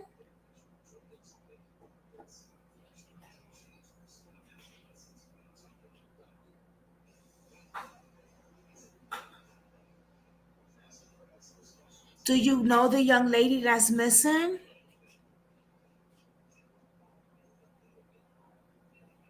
If you do, please let us know what's going on. I mean, and it seems like something isn't right about her wanting to ride. Right. Her bike alone without her friends. Exactly. That's what I'm sharing. Oh my God. Let me tell you, I'm just not finding out about this story 2 minutes before I went live. My fiance. Right. That's what we think. And that my hubby just said, unless she knew the person. A family friend, maybe. Maybe a family friend or something, Dave said. It's just odd, right? Because she was riding with her friends. That's what they're saying too. Like she was just riding with her friends. And then the last lap, she wanted to ride by herself. But I get kids. I'm trying to wonder, right? I'm riding my bike. I'm a little kid. My friends are with me. Just bear with me, y'all. Just bear with me. Riding my bike. I don't know how to ride a damn bike, so listen. Riding my bike with my friends. We riding. Cool, looking around. Cool. We all stop to get off. And I say, I'm going to take another lap around. See you guys in a few. Wait up, meow. And she was gone. It could be like that, right? Kids are a bit more curious, right? So that's what I mean, Jesus, I'm just trying to put it as a kid's perspective too. Like maybe she was about to get off the bike after they all finished, and then she said, "Oh, maybe something caught her eye," like Dave said, and she said, "I'm gonna take another ride. I'll be right back," and kept going, not knowing that could have been her last day. I'm seeing her friends talking about be right back again. You know what I mean? Like, I don't know. I'm just trying to think, just this is really stressing me the hell out, man. Jesus.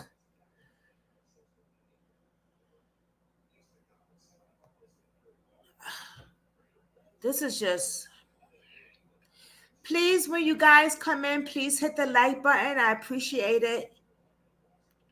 Thank you, my Brooklyn squad babies. Well, y'all not babies, but mamacitas. Because I don't think I got many kings in here today. I think this is a ladies' night.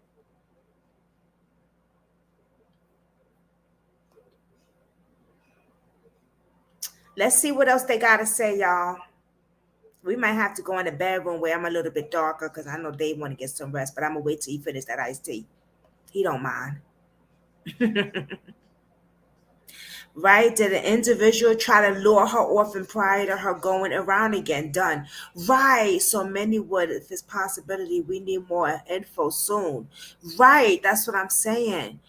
I'm gonna, girl, y'all done got me back into my crime thing now, because I don't mind calling the police, the parents, the FBI, the eyewitness news, your mama, your daddy in a wheelchair, nobody else. I will get in contact with somebody in her family because yeah. But let's continue. That's what I do, Sharon. I don't, I know you new to the channel, but I'm gonna tell you, I do a lot of stuff from the back scene. Like I actually interview parents on my channel. My subs right here would tell you, Katie and Kathy, they would tell you, like, I actually interview parents here. And I do the back scene work. If I got to make a phone call and call a police or a detective or something for the parents, I'm going to do that. Yeah, I go deep. I just don't post videos.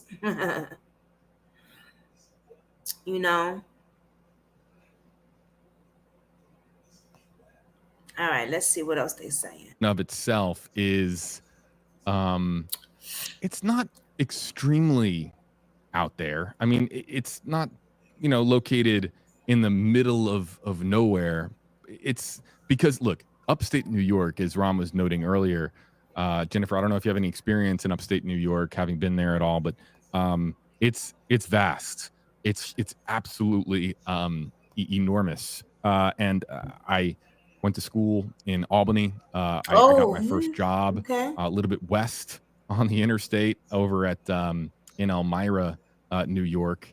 And I just know from being in that area, really spending the large part of my 20s in that area. It just, upstate New York is so extremely vast. There are way more rural campsites, but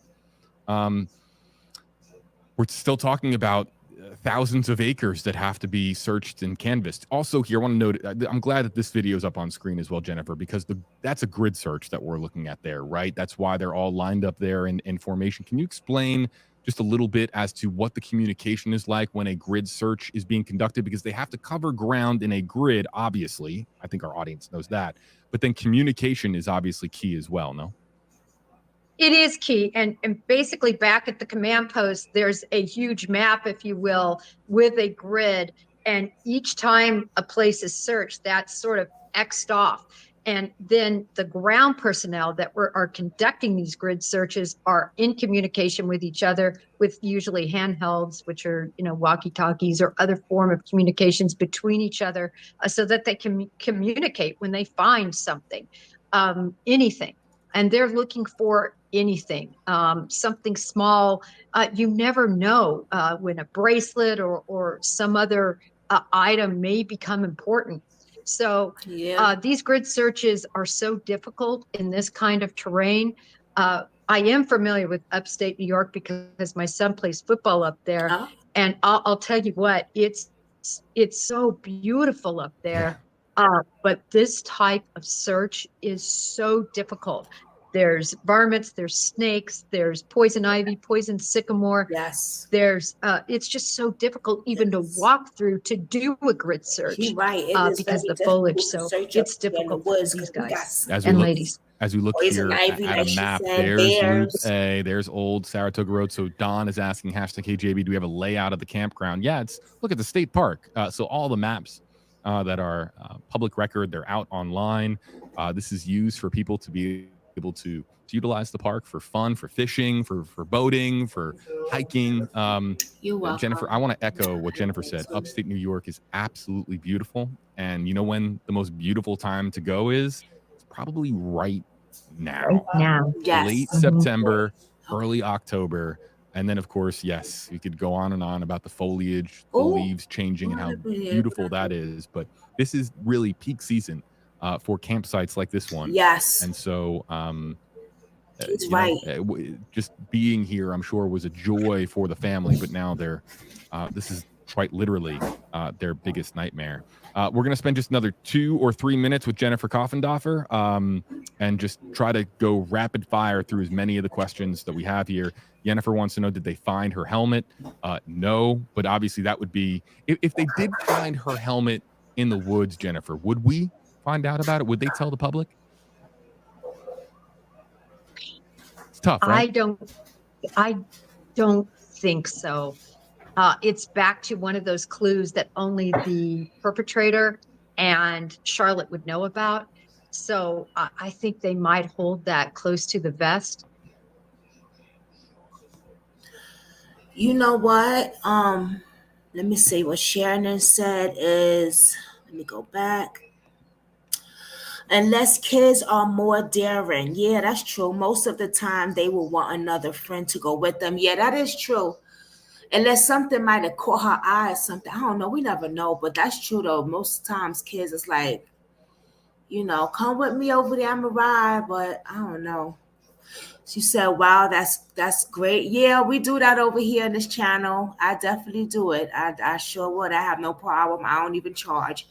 I do it from the bottom of my heart. Unless they wanted to donate or something like that, but that's free, baby. I'm not monetized to do it. Like, I do it because I care. Because if I'm missing, God forbid, or if somebody that I know that's close, or I don't have no close friends, but not really. But if somebody that I know is missing, I am going to want to do my best to help the family find them. Because if I go missing, or my man go missing, or my daughter go missing, or y'all children, God forbid, if anybody y'all know happens to be in a situation like this, or particular, let me just say that, we gonna ride this shit together. For sure. For sure. Even if I don't rock with you like that. You know what I'm saying? It's something they said about upstate New York, because I am from Brooklyn, New York, but we live. That's up by Lake George, like a block. Yeah, but we live upstate, but we not where they are. This is by Lake George. Dave says somewhere Like 4 hours away. Oh, this is like 4 hours away from us. Yeah. But what I'm saying is, the snakes, the bears, the raccoons, the poison ivy. She was right. She just forgot to say the bears. The deers also, like all that stuff in the woods. Oh yeah, baby, it's very hard to find station up here. It's insane. But this is the camping site. This is the camping time that the Jews, they come up here and they camp a lot, and other people come up and they camp a lot too. So he's definitely right about that. He went to school, or she went to school. One of them got kids or went to school up here. Some shit they said like that. But yeah. Yes, baby.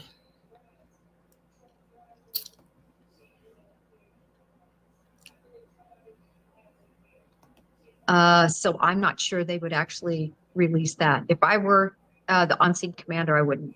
Cosmic, again, we're going to go rapid fire here with #KJB, #KJennifer. If this was an abduction, how far do you think they could have gotten since the incident? And has law enforcement considered that as a possibility. If there was an abduction, Jennifer, if there was a vehicle, you can get a long way in 46 hours. No? Exactly. And remember how this all played out. 15 minutes, the family notices she's gone, circa that amount of time, right? And then they go out and look. Now it's about a half an hour. They call 911. All this time has gone by.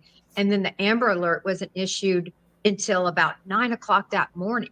So hours and hours have gone by. But I will say, oftentimes, if they were abducted, they are oftentimes found within 5 to 10 miles of the area.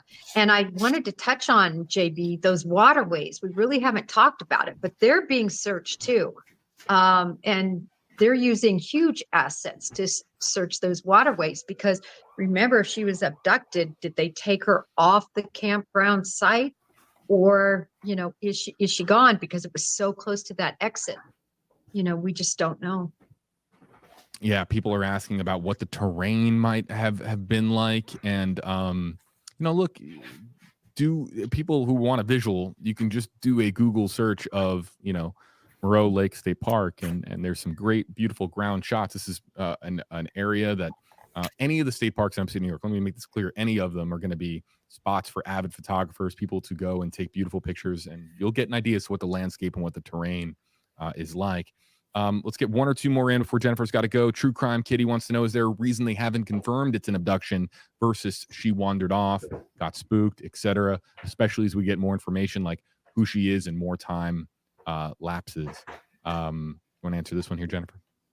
Well, when you're talking about confirmed, thank you, Sharon. it's pretty close to a confirmation. How they're I've seen their language used I do. both ways. I've seen some say possible, some have said much stronger than that. That's but what when it you gets look at what they're doing, they, I think, are leaning toward that direction. When you look at the amount of assets, the fact that they have the Bureau involved, when you look at everything happening, that is how you can tell where their investigation is headed.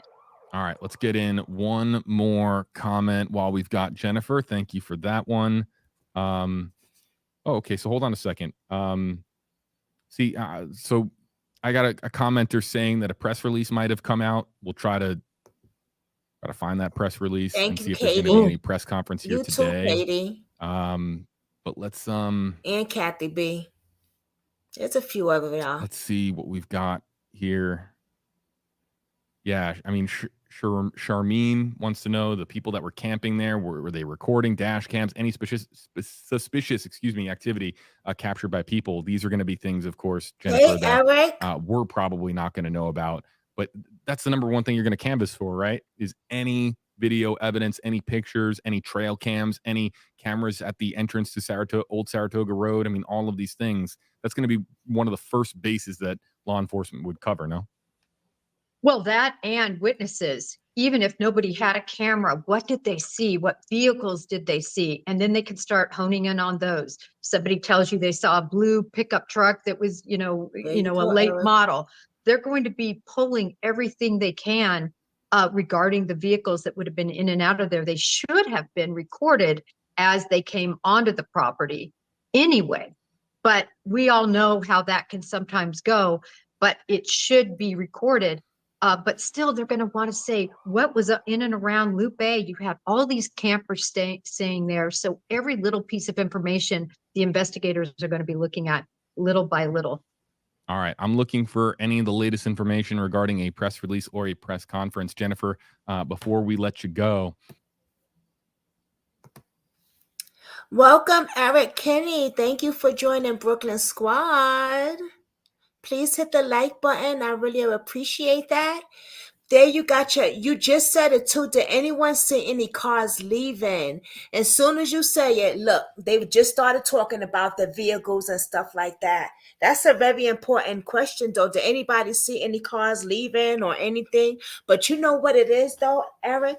That park is so big. That park is so big. And there were so many people at that park.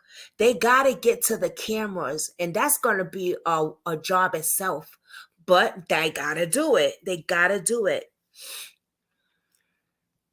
They definitely got to do it. Yes, Eric, we are unsure. They haven't mentioned it yet, right? And then soon as he say it, boom, they start mentioning it. Yes, you're right. My grandparents who were Jewish used to vacation around the Hudson Valley, Catskill area. Look at that, Sharon. See, I told you. Yep, yep, yep. But there's only one way input of the loop. Oh, really? Mm. There's only one way in and out of the loop. I know what you meant to say. And that's that input in and out.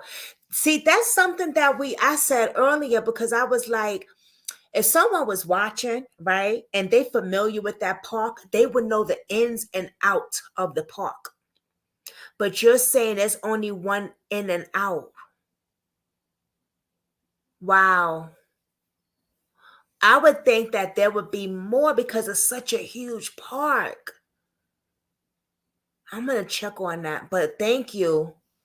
Let's see what else they got to say, y'all.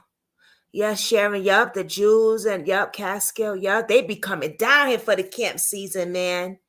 And I used to work at a place where for kids, and we will have to shut it down for a few hours for the Jews only to come in because they had a camp. So we would have 300 kids of them come in. Yeah.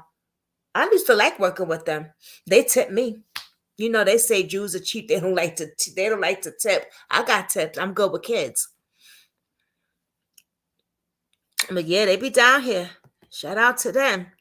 It's a one-way street. Someone sees a car going at that time. Thanks for the stream. Thank you. Yeah, I do this. This is my crime channel.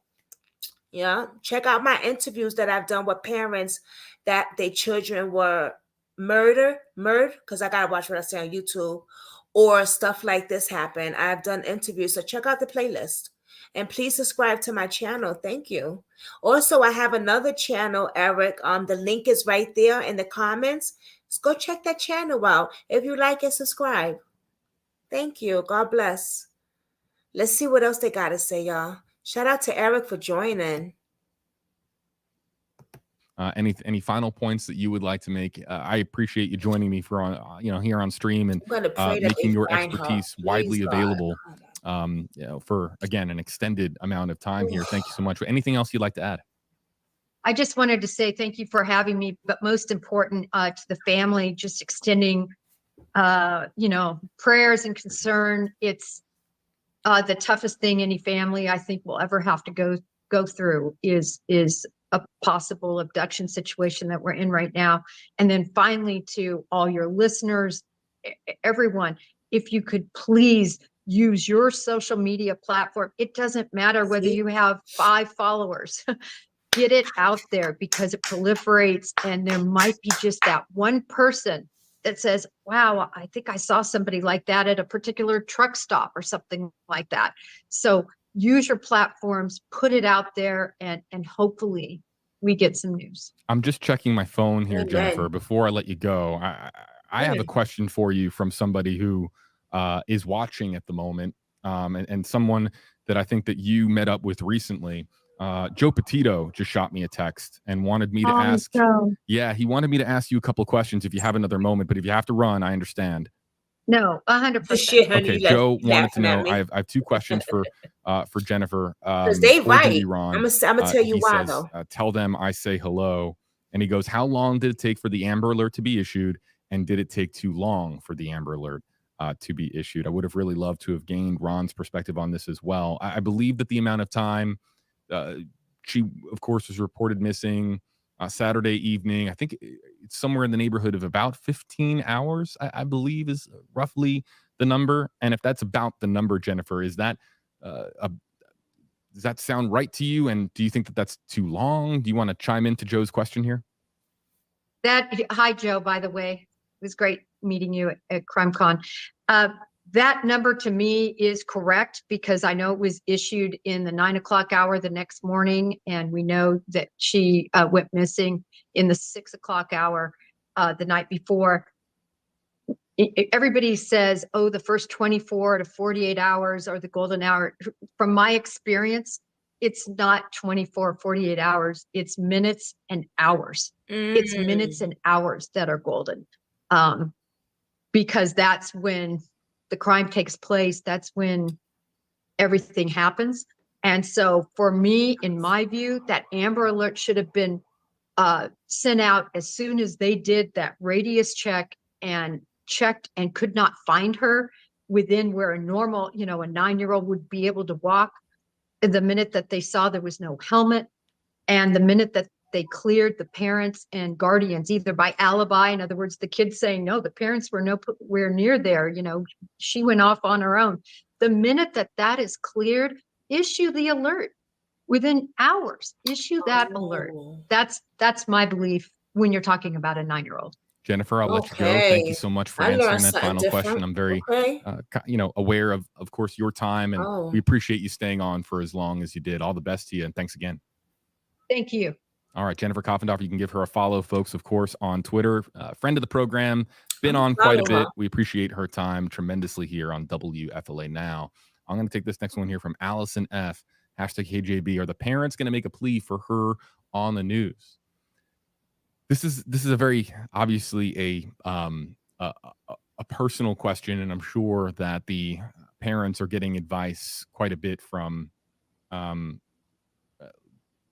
lot of different sources, and you've seen it with previous cases.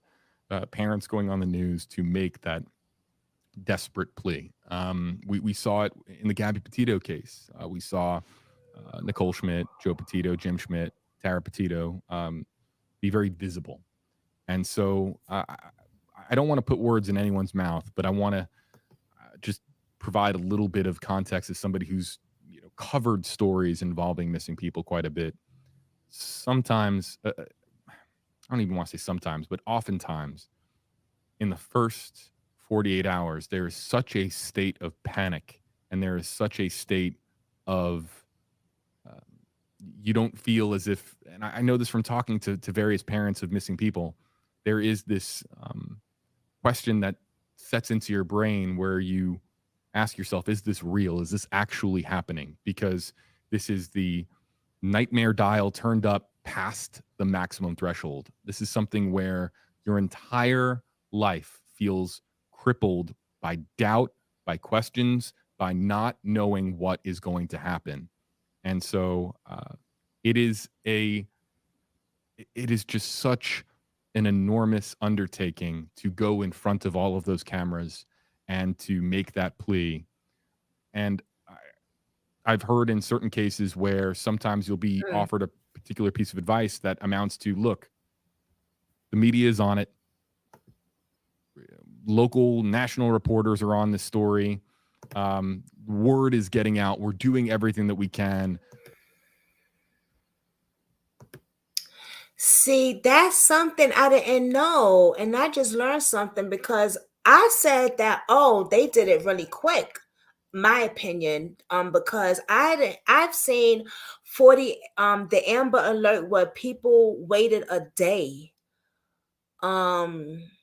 or hours. So that's something I didn't know. Like, do it right away, they're saying. And you even said, Sharon, that was issued. It should have been right away. That's too long. Okay.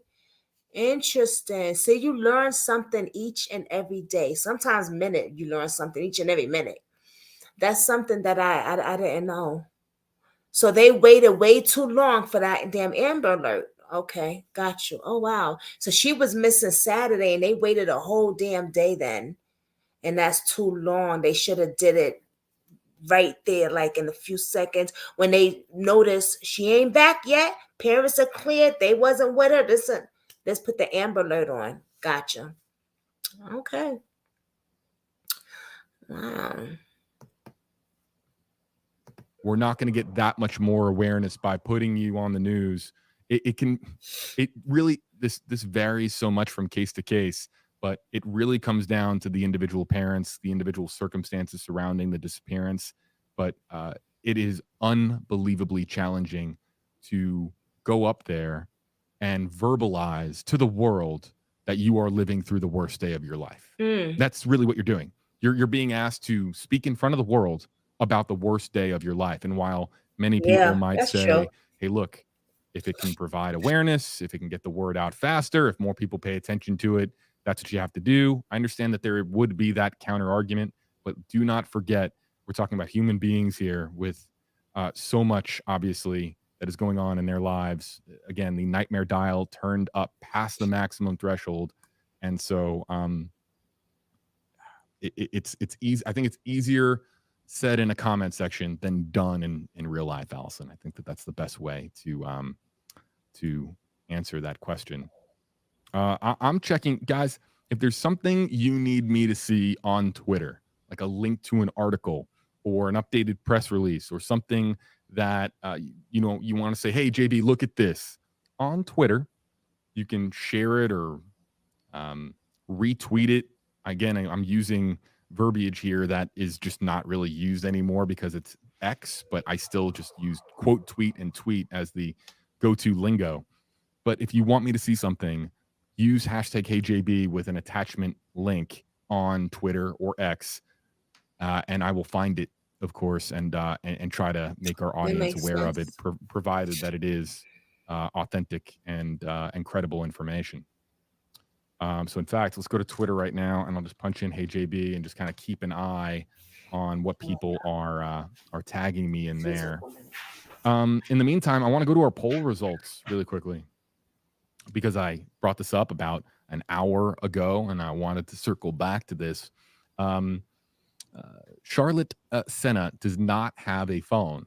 And of course, there's no guarantee that that if a person goes missing, if they have their phone on them at the time, that's going to be a means to find that person.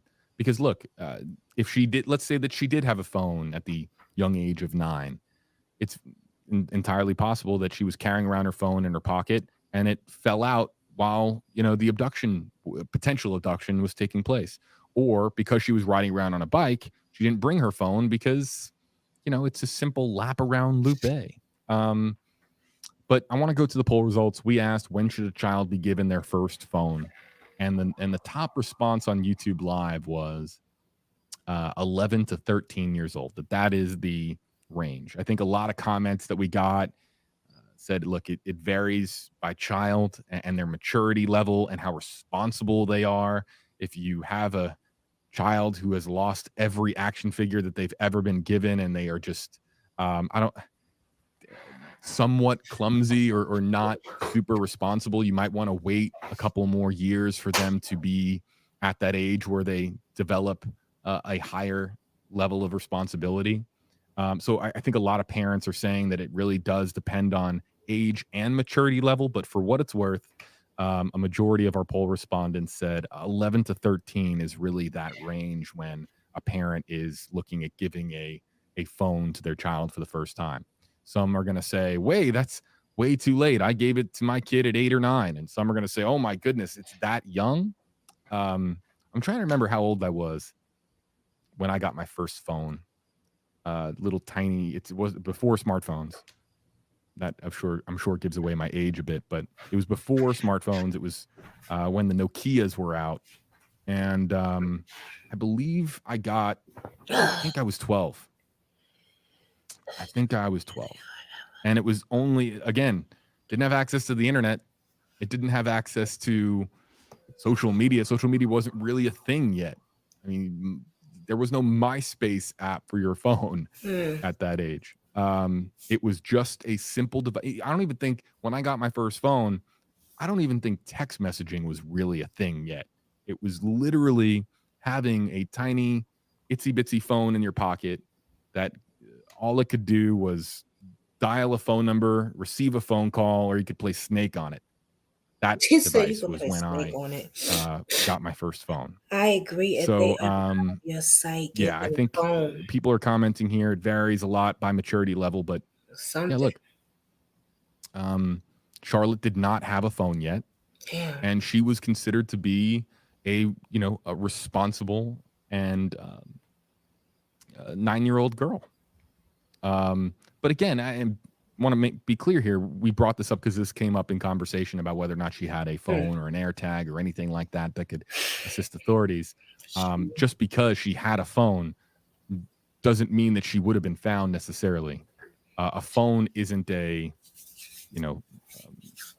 100% means of locating an individual. So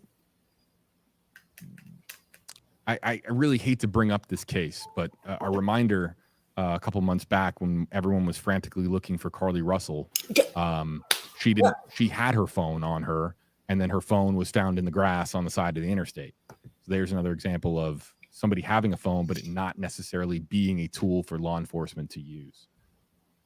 Right. Okay, going back to some of the comments and some of the questions, but first let's start with Twitter and see if anybody's tagging me with anything. Too many creeps out there. I disagree. If they ever out of your sight, give them a phone, Kathy said. Yes. But you know what though, Kathy B? Like I was saying before, even if they have a phone, these predators, that's the first thing they're going to grab from these damn kids. So that's why it's important to have a little button on your backpack, on your clothes, on your something.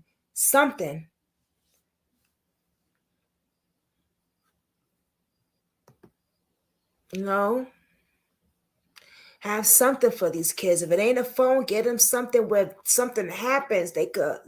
You could be aware. Like you could. This case breaks my heart, man.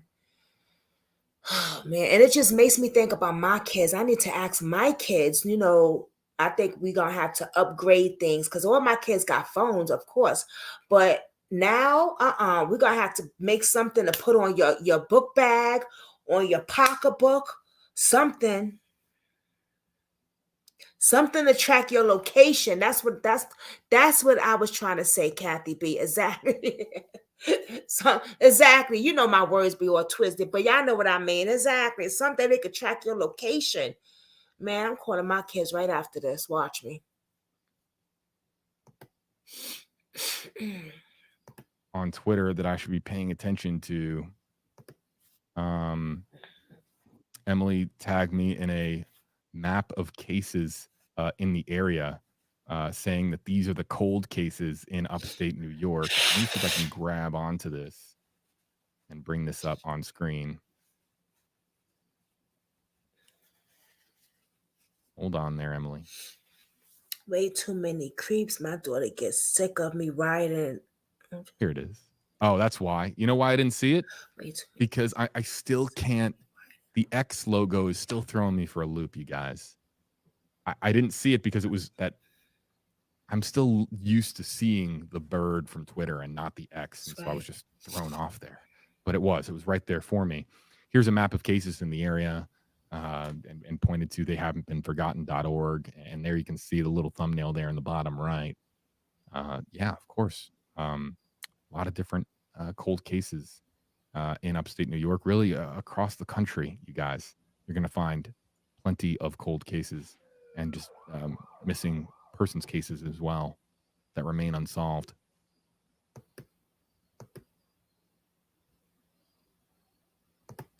Jamae, I don't want to bring up that comment because we're not even anywhere close to, we don't even know if an abduction necessarily took place. And while we had two experts on that feel it in their gut that an abduction took place, that's just too early for me to answer that kind of question here on live stream. But I do see your comment. They live right now. That's when I caught it.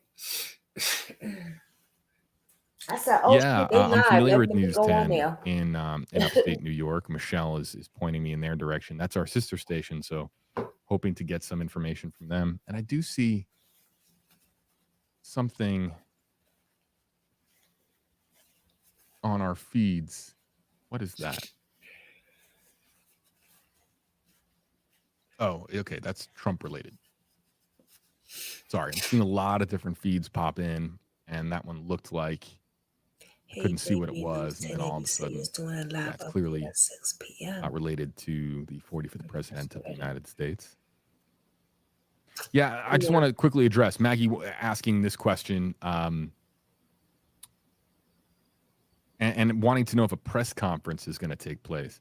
That's really why I am still on the live stream. Right. We haven't got much of an update. The only update that we really have had in the last few hours that is really meaningful is that the FBI is now officially joining in on the search efforts for Charlotte Sena, and that's going to be. I think there are going to be people that are very glad to hear that the FBI has joined the search, but a lot of others who are going to say, why didn't they join the search when the Amber Alert was issued? Why did it take an extended amount of time? So the FBI being involved, I think at this stage is a given. The federal authorities are going to get involved and lend their resources and everything that they have at their disposal. And I think it's fair to say, pretty obvious that was going to happen. So people who are asking for more meaningful updates, we really haven't had any. That's why I'm asking, is a press conference actually going to happen tonight as the sun sets? And never know. That could, the sun sets likely sometime in the 6:30, 7:30 hour in upstate New York.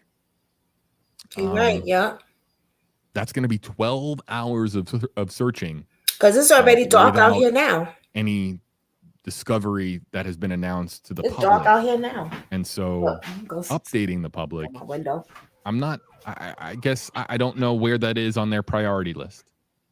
Obviously, all agencies are receiving just a mountain of responses, or inquiries, I should say, rather, trying to get updates. People are working the phones, trying to talk to their sources. I have sources in upstate New York. I was there I lived in upstate New York for almost 8 years. So I was working the phones earlier, and I couldn't I couldn't get anything from anybody. And so it's been radio silence. I called up News 10. So one of our commenters earlier said, hey, News 10, they're going to have, obviously, their newscast coming up here in a little bit. I called them up, and I said, hey, it's JB from Tampa, just checking in, seeing how things are going, and wanting to know, you guys, this is, Albany is the market where the story is unfolding. I said, what are you hearing? On the record, off the record, what do you got? They said all day long, it has been radio silence. So what that likely means, it doesn't definitively mean, but what that likely means is that there was, in essence, a notice or a memo, or it was just verbally communicated to all individual parties associated with the search for Charlotte Sena to not speak publicly and allow law enforcement to handle the flow of information that goes out publicly, as to not compromise an ongoing investigation.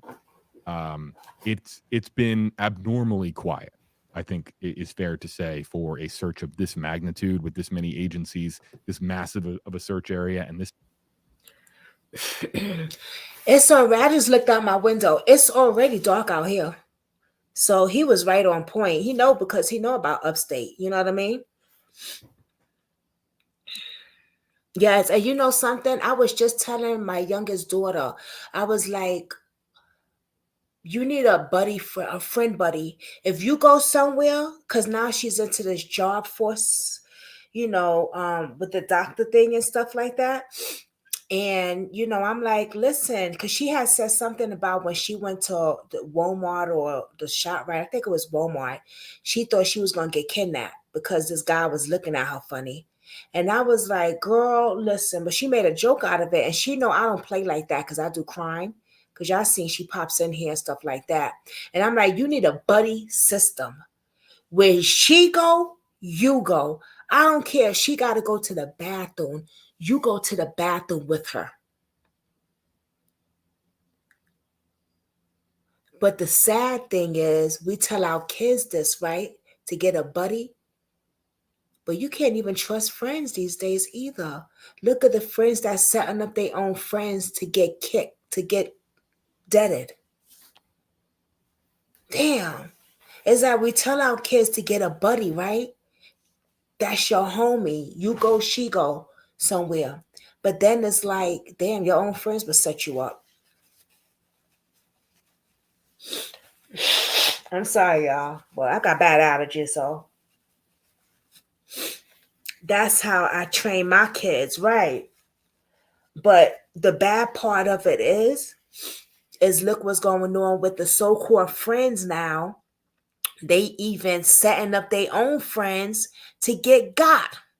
So it's like, you damn if you do and you damn if you don't. And that's what makes it so sad. Oh man. Man, this is a good live today, man. Like, I mean, we've done lives and stuff, but I don't know. For some reason, I'm feeling the vibe here with you guys. Thank you so much. Thank y'all for coming on here, because we got a lot of new people also, and this is just a good vibe. It's the sad part, but that it has to go like this, where there's an Amber Alert. But how we coming together and communicating and just talking facts, I love it.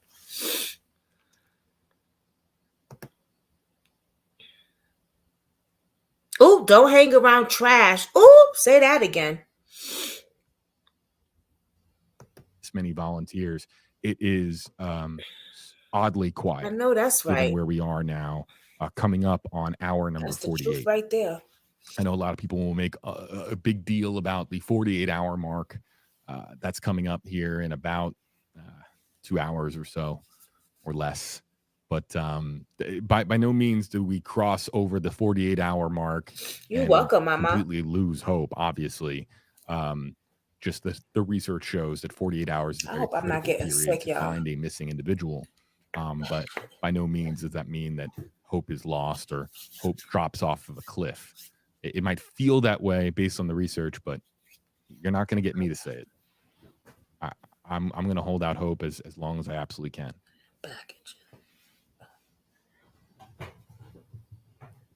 Okay, so here's the 4 o'clock update. Thank you on Twitter. I have way too many tabs open, so I think I missed this. Liz and Jack, who shot me a shot of the latest press release, and so we're going to read this here on the live stream, and it is a long update. So let's just kind of go over, and I'm going to read it as follows. Press release. Update October 2nd, 2023. It came out around 4 o'clock.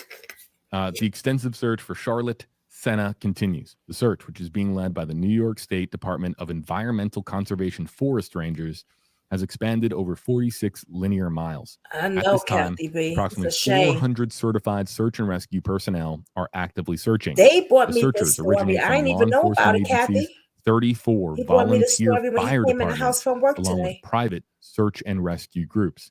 The investigation remains classified as a Katie sent it missing to me. child. State police are was like, pursuing oh, all shoot. investigative avenues to locate Charlotte, and in doing so, have requested the assistance of local and federal law enforcement agencies and our partners, including New York State Police, DEC Environmental Conservation Police Officers, Saratoga County Sheriff's Office, Schenectady County Sheriff's Office, and Schenectady Police Department, FBI, New York State Department of Corrections and Community Services, United States Marshals Service, National Center for Missing and Exploited Children. Yes. This remains a continuous 24-hour operation, and all received tips and information are being followed up on. The people in this community are strong, and we support one another. We are asking our community to come together today to help Charlotte and her family. When a child disappears, members of the community often have information that they do not realize is valuable. The information is crucial in establishing a timeline of what happened. If you or someone you know visited Moreau Lake State Park on Saturday, the 30th, please email crimetip@troopers.ny.gov. You may have seen or heard something valuable to our search for Charlotte. Whether you were there to take a walk, camping with family or friends, or any other activity, we ask that you contact law enforcement. No detail is too small when searching for a missing child. Any search and rescue trained personnel who wish to volunteer can email rangers@dec.ny.gov. Please include your name, contact information, and credentials in the email. Someone will contact you if assistance is needed. Moreau Lake State Park is closed indefinitely, and we request all members of the public to avoid the area. In addition, a temporary flight restriction has been issued by the Federal Aviation Administration over Moreau Lake State Park to ensure the safety of our aircraft operations. No interviews will be granted at this time, as all of our efforts are being focused on finding Charlotte. Any future media availability and updates will be posted to the newsroom. We ask the media, please respect the family's privacy during this time and not contact them directly. All agencies involved are completely committed to safely returning Charlotte home and will continue searching for her. On behalf of all of us in law enforcement, working together, we would like to thank the community for your overwhelming support in your assistance to help find Charlotte. Charlotte is a bright and adventurous girl who loves to be outside. Charlotte has a huge heart and wants to create a club at her school for kids who don't have friends. She always puts others first. Please know that we continue to work around the clock to bring Charlotte home. Yes. And then there's a couple of photos, including a shot of all the volunteers that are participating in the search effort. So that's the release in its entirety. It doesn't tell us all that much new information other than that they now have 400 certified search and rescue personnel actively searching, 34 volunteer fire departments. My goodness. I have, it's interesting. I have some friends who do work. I don't know if it might be on the fringe of this area, but I have some friends who work at volunteer fire departments in New York. Might shoot them a text, just see what's going on. But Wow. Along with private search and rescue groups, yeah, a lot of this is what we already know. But you know what actually stands out to me most in reading this release? It's just details about Charlotte. I think it's I think it pulls at your heartstrings, doesn't it? Yeah. Listen again. Yeah. Charlotte is a bright and adventurous girl who loves to be outside. Charlotte has a huge heart and wants to create a club at her school for kids who don't have friends. Oh, Always wow. puts others first. I mean, those are just, Wow. that's why when Ron was on earlier and, he had talked to Janae, I wanted to know a little bit more about little Charlotte and what kind of girl she is. So here's Wow. just a little bit more about the missing 9-year-old that you can see there, the grid search from this Why is morning. the world so? As there's Why is the world clearly like this? this urgency that Why? is setting in with finding her, and now we know a little bit more about the little girl that that she is. So, yeah, our fingers are crossed. They said that there's not going to be any interviews that are going to take place. I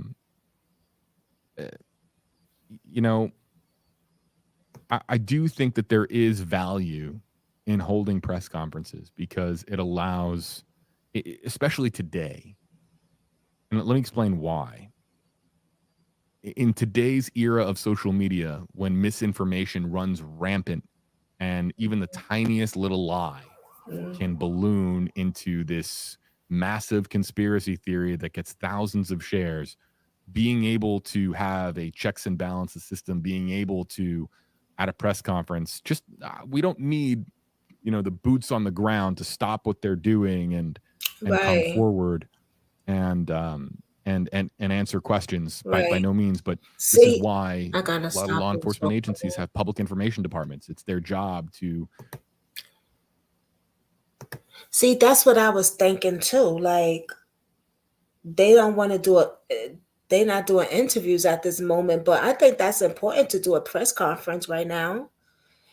Not saying that stop, like he said, don't stop what you're doing and just don't look for the kid because we need all y'all on the deck. No, but something needs to be said because, like he said, all type of things could be misconstrued and whole lot of shit. So get it right, and let us know a little bit more. We, the people, are searching for this little girl. Don't shut us out and only get us when you need us. When you need the store, when you need, you know what I'm saying? Like, that ain't cool. I don't know.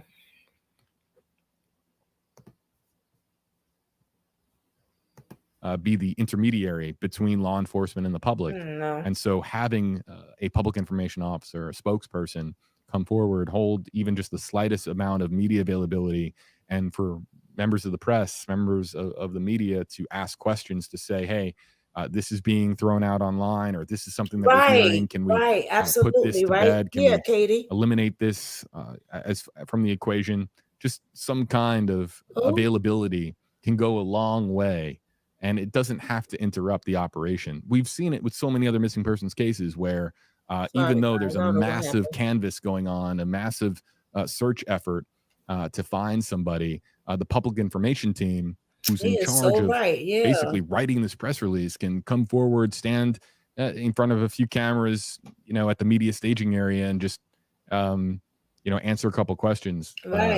Not saying that law enforcement has to put down everything that they are doing to share information with us as the curious public or the curious media, but that can sometimes squash misinformation that gets circulated online all too easily in today's era. So I'm very curious to know if a press conference is they held a press conference yesterday while searches were being conducted. So they held a press conference yesterday.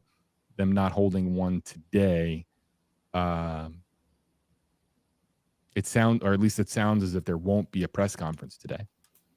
And it doesn't have to be, 30 different law enforcement leads representing all these different agencies. It does not have to be this large official thing. Sometimes, again, a public information officer just stepping up and just trying to provide the public with some insight and let them know as to what the very latest is can go a long way.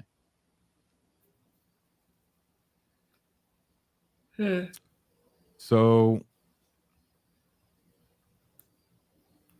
we're going to stay on live stream, probably wrap up at the top of the hour, end this poll, and we will ask or answer as many questions going forward here in the next, 10 minutes. So 10 minutes, just hashtag KJB for the next 10 minutes, and I'll try to answer as many questions as possible. Starlin, I see your comment. I don't have enough information about that case to comment. You think so, huh, Sharon? Hashtag KJB questions or comments. Yeah. But yeah, Starlin, I don't That's have enough weird, information right? to comment on that in particular. An Amber Alert and y'all don't hold a press conference? I don't know. And then it was late on the Amber Alert. And people asking, okay, so why did I talk about that? I'm providing context. Just an opportunity to provide context because, again, they talked about they held a press conference yesterday. Not going to hold one today. It sounds as if they're not going to hold one today. That's by no means. Allegedly. And there could be a lot of different law enforcement reasons as to why they're not holding a press conference today. We want to know why. That's their choice. They're doing what they think is best for the family and what they think is best for the ongoing search effort. Do they have an idea? Well, what I'm saying is that I was going to say with social media and really I'm going to just look TikTok and some other platforms, when information gets spread so quickly and it's so easy for a piece of misinformation to get spread so quickly, being able to have the more credible updates that we have from the definitive source, which is law enforcement, the less misinformation that there is online, the less confusion that there is. It's all about just making sure that everyone is not being fed misinformation in the absence of credible updates. But I hope they don't know something tragic. I know, me too. Yehuda wants to know, hashtag AJB, what time did they start the grid search? I believe search efforts began at 6:30 this morning, which is basically right around the time of first light.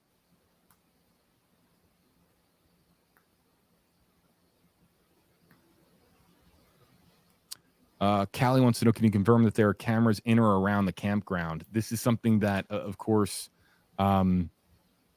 is a massive question, Callie, and credible answers, are hard to come by. If there are cameras, of course, there's going to be, some surveillance of some kind, but where exactly cameras are positioned and on Loop A, where she went missing. It's just, I mean, it's going to be difficult to find too much. It's going to be difficult to find a lot of video surveillance in this area, given that it's a, it's a state park in upstate New York. Right. That's exactly what I said. Such a state park is such a big park, man. Damn.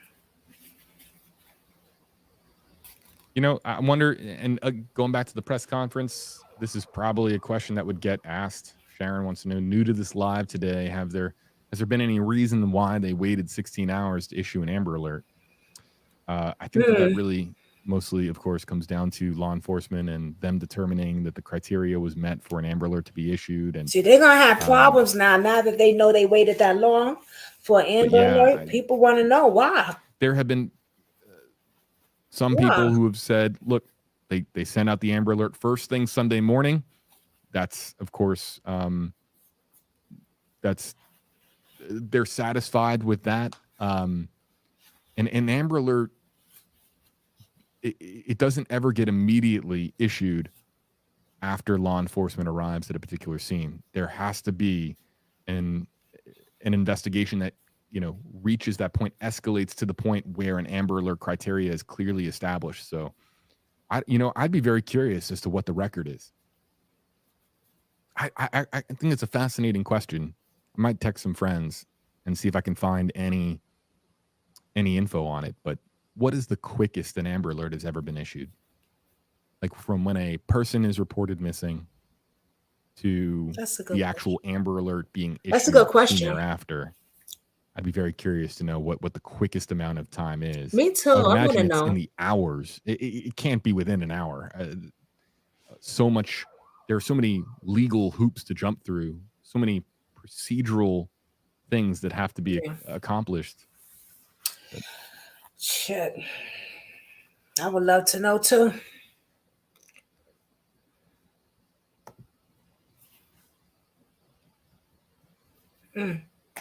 Yeah, David, I'll have to check into that. I see your comment. I'll have to look into that.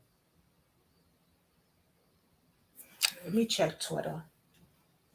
See what's Facebook, going I'm on. still paying Twitter, attention to you y'all. guys too, trying to get some comments loaded in here from Facebook. A lot has come in from, there's all the YouTube. Facebook comments just came in a bunch.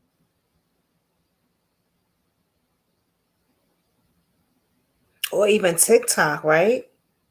Danelle wants to know, did they already interview everyone in the campsite? What about any campers that left during that time? While we don't have definitive information to go off of, and this would have been a softball question, Danelle, if I'd asked this to Duty Ron and Jennifer Koffendorfer at the beginning of the live stream, everyone gets interviewed.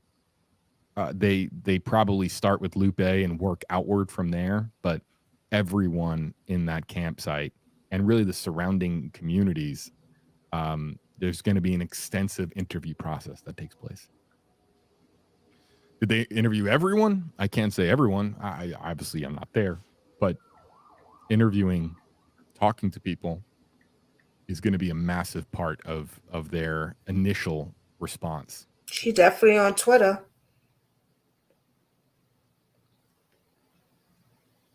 Michelle with a great question. And Michelle, that symbol there means she shared the live stream. We appreciate that. Again, just trying to get out good, credible information and pictures of Charlotte to as many, Oh my God, guys. possible. Have I they just said got if the news. search dogs are picking up on anything? No. Wait. No, they haven't. And so 6 we don't minutes even ago. know if the dogs have Let's acquired stop. her scent. I'm no expert. Okay, we got breaking news. Is everybody ready? We got breaking news on Twitter.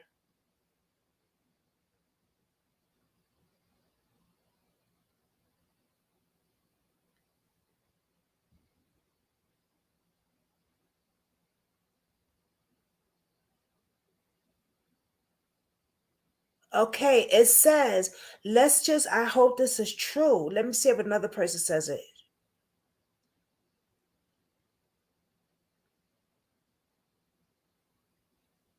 Hold on, y'all.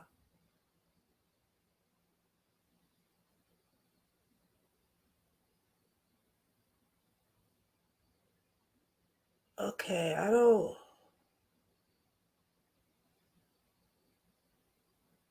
That was 2 hours, 22. Okay, check TV says 8 minutes ago. Great news to share. Charlotte Sena, the missing 9 years old girl, has been found alive. A suspect is now in custody.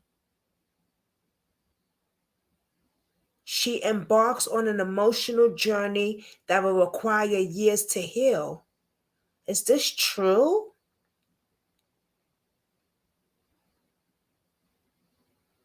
Guys? Ladies? Because there's more ladies in here. Where's one gentleman in here? My squad? I pray to God this is true. Let's see. Let's keep on. That's matter of fact, I'm gonna go on there. We're gonna go on there. I'm gonna show y'all on there. But let's see. Now that was 6 minutes ago, guys. That was 9 minutes ago. Let's see if there's anything else besides this person.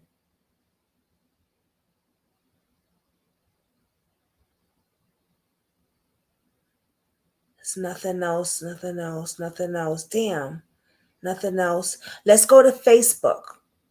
Come on, share it with me. Come on, y'all. Let's go on this journey.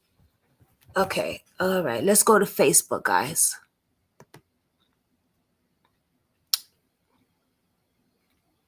I can actually go right here on Facebook.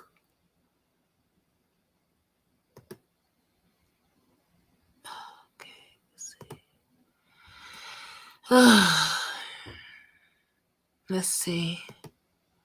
What is her name? Where, Jesus Christ? What is her name?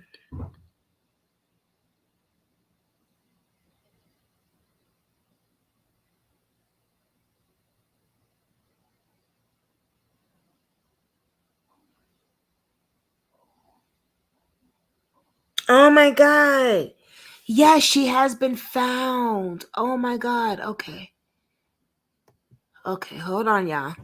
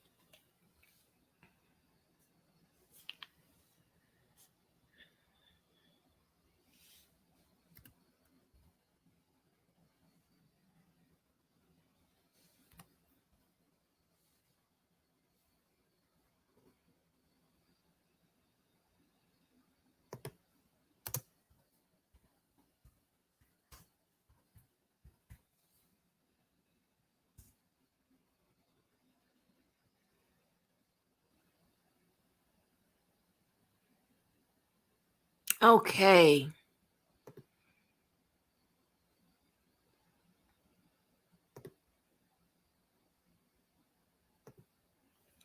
Do you guys see this?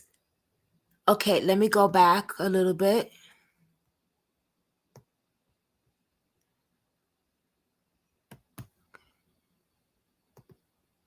Okay, you guys see this? It says missing, and this is another site, guys. You said it's true. Amen. Reportedly, okay. Here we go, guys. Missing 9 years old Charlotte has reportedly been found safe. Digital confirms announced on Monday night that a suspect has been taken into custody. This girl is reportedly in good health. Yes, God is so good. Oh my God. Thank you, Jesus. Thank you, Lord. Thank you, God. Thank you. Oh my God. Oh my God. Oh my God. Oh my God. Oh my God. Okay, guys. Okay. Ooh. Oh my God. Okay. Amen. Amen. Amen. Okay, let's see if this is a report, guys. Let's see if the news is talking about it. Let's see. What is this? Let's see. Let's see what he's saying. This weekend here, they don't live very far. This is a common place for them to come to. And for this kind of thing to happen, I mean, there wasn't a lot of people here. It wasn't a chaotic environment. People tell me there are 6 or 7 cars in the parking lot. So it's a pretty small crowd. But they did their responsible thing. He's She's a asleep, responsible Katie. young girl. She pays attention to what her parents say. Her parents are right there to supervise. That's It why I was came in the one of those bedroom. things where just out of the corner of your eye, you just lose sight of her for a minute. But it's nobody's fault. This is a very safe place. This stuff doesn't happen here. So these are wonderful people. They're a wonderful family. God's gonna bring her back to him. I know that. I mean, it may not be today. And Okay, I don't know so what kind he's of saying something. circumstances Okay, he she's didn't. under This right is an now, old but story. hopefully Okay, it's what she was it's missing. Okay, something she can okay. deal with. Let's find something. Let's find. Home. Well, they're not gonna say anything, but okay. Let's go back. Let's see here. Short is found safe. Let's see if we can find something. Something that, Fox News say it. Yes, amen. And WSB TV Channel 2 Atlantic News.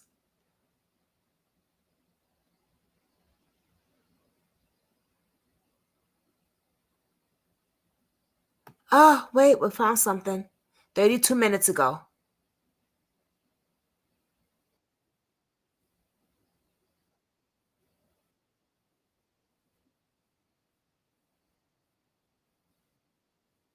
Ask that you contact law enforcement.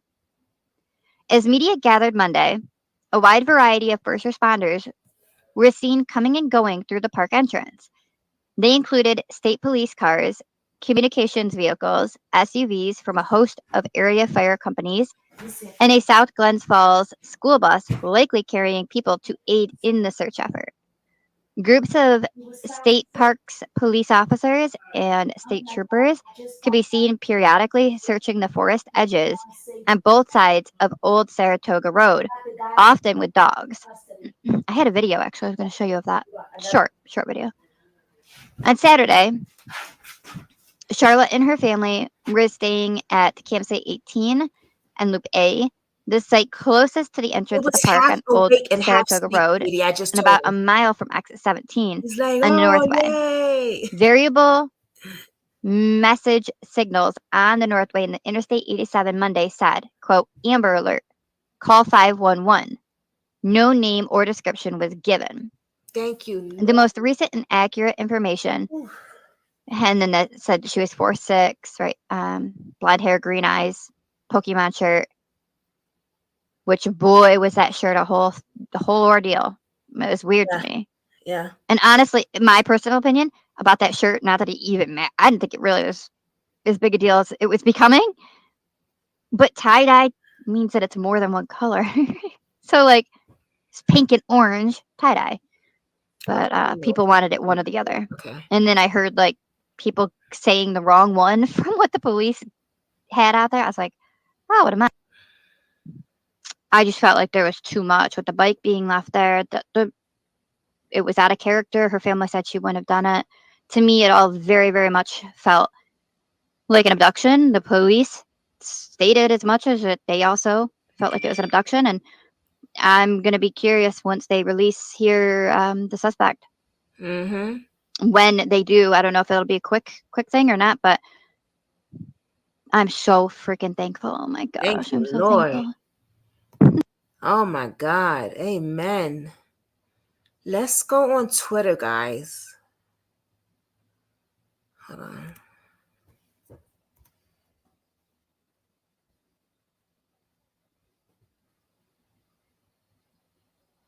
Oh, every time I go on Twitter on my phone, but I don't know. Let me see. On this site, I don't know. It's weird. Oh, okay. That's good. Okay, let's see here.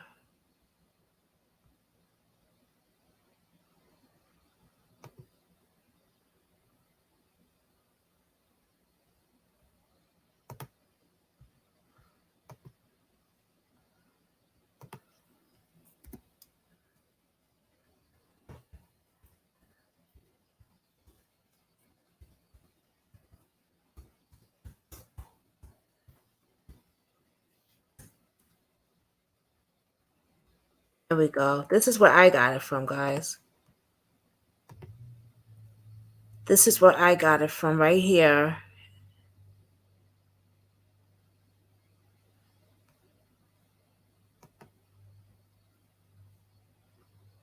Right here. Let's go see what they say. Great news to share. Charlotte Sena has been found alive. A suspect is now in custody. We need answers also. Amen, though.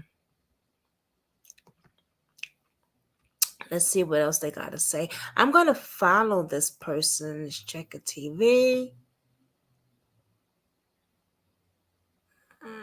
Let me see. Show.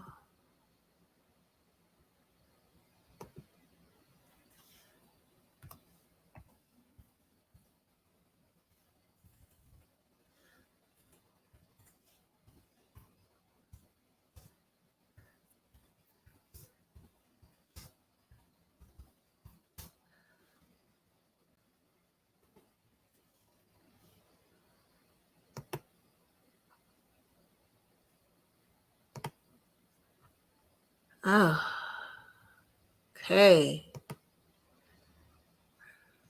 Wow. God is good, y'all.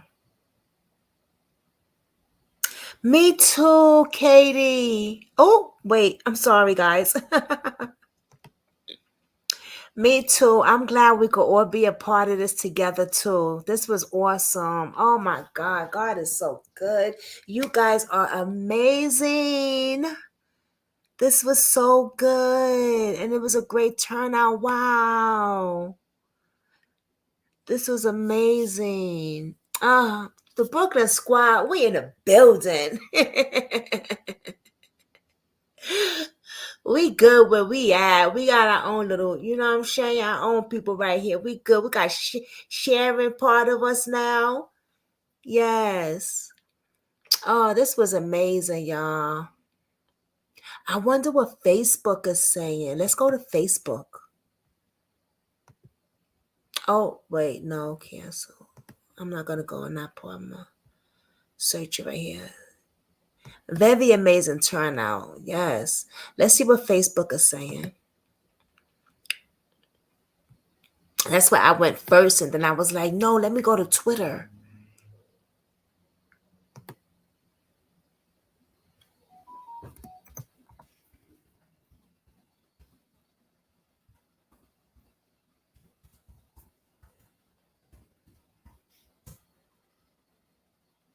I should have put her name in.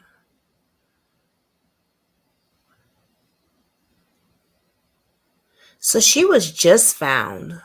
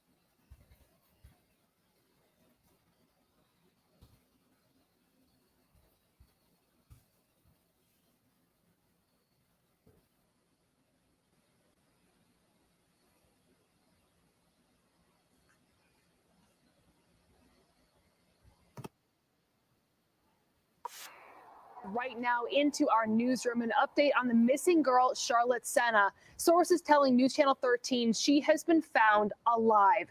Let's send it out to Mark Mulholland live at Moreau Lake State Park. Mark, this is a big development. It sure is, Rachel. It's 6:52. It's not often that we break into NBC Nightly News to bring you information, but here we go. Charlotte Sena, according to law enforcement sources, has been found alive. At the end of our 6 o'clock newscast, at about 6:30, we showed you some pictures of police gathering at SPAC, 2 helicopters. police in camo, long guns, telling us that perhaps they were zeroing in on something. We've now learned they have, in fact, zeroed in on something. We don't know if there's been an arrest made, but we do know, we have it confirmed, that Charlotte Sena, the 9-year-old girl who disappeared from Moreau Lake State Park at about 6:15 on Saturday night, has been found. She is alive. That's what we know at this point. There are still developments to be found out here. We still have very many questions, but the headline is that Charlotte Sena has been found alive. Rachel. And Mark Thank Mulholland with that God. breaking update. Hey, Mark, at the end of the Bossman 6th, like you Blake in the mentioned, we had those building. photos of the helicopter, the police in the gear. We have a crew heading to SPAC right now. Have you been able to hear from the family yet as they've heard Hey, this love. news? Have not been able to confirm with the family. However, we understand that there are still some family here at Moreau Lake State Park. They've been here. In fact, they were allowed to stay when the rest of the park was cleared out. We saw cars racing out of here just a few minutes ago. We also saw state police cars racing out of here. But again, we've confirmed that Charlotte Sena has been found and she is alive. And thank God for that. Mark Mulholland, thank you so much. A brief recap of how we got here. Mark mentioned she went missing over the weekend. She was camping with her family at Moreau Lake State Park. There has been a massive search for her over the last several days. Her bike was found. We've been bringing you team coverage of this throughout the last couple of days here. And today, especially, again, Charlotte Sena has been found alive, 9 years old. We will continue to have team coverage coming up on our late newscast, News Channel 13 live at 9 and 11. Taniko Penix is speaking to the community about this latest developments that everybody is so happy to hear about. We also have crews that are going to SPAC right now, as Mark was talking about. As we get more information, we will continue to bring you updates on air and online. We will cut in as necessary, and you'll have the latest live at 9 and 11. Woo, baby. Oh, God is good. I am so happy. What is up, Bossman Blake in the building? How are you, love? Oh my God, Bossman, we've been on this live talking about her. We just found out about it. Like 2 or 3 of us just found out about it. I just found out about it. All the time, right? God is good all the time. Oh my God. I'm just not finding out about this a little earlier. And I said, what? Because this is close to home. She's a few hours away from me. You know, I'm from Brooklyn, but I live upstate. You know what I'm saying? And she's just a few hours away from me. So when I found out about it, I was like, I'm jumping on this live. We've been on this live for a few hours now, talking about this. And as we was almost about to get off, I said, let me check Twitter first. And she has been found. This is amazing because this was a good turnout and it feels like you was backstage. I was backstage researching since last night. Really?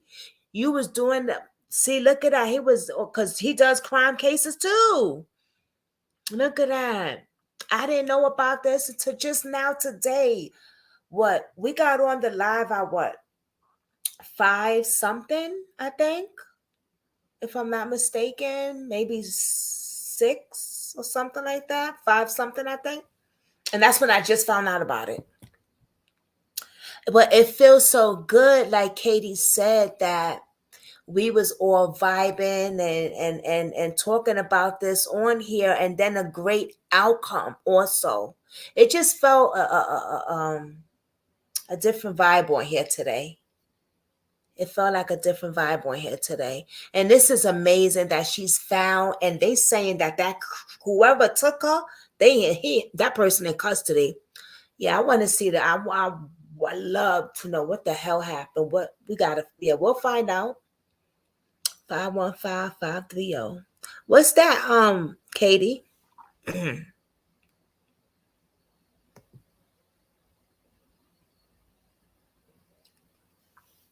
What numbers you giving up us up here? Supposed to be good luck numbers. Play that number. I'm gonna play that number. Oh my God, this is so amazing. I'm just so grateful. Oh my God. Who I mean, because when I got on at 5:15 or 5:30. I'm gonna play that number. Look at that. I'm gonna play that number. And I don't play numbers though. I do my little dollar scratch off. But I might play that number because you know what? That might be a good luck number. Oh, five.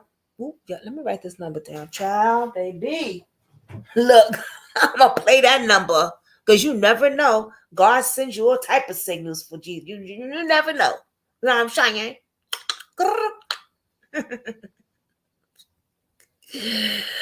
Oh my God. Oh, we've been on here that long, huh?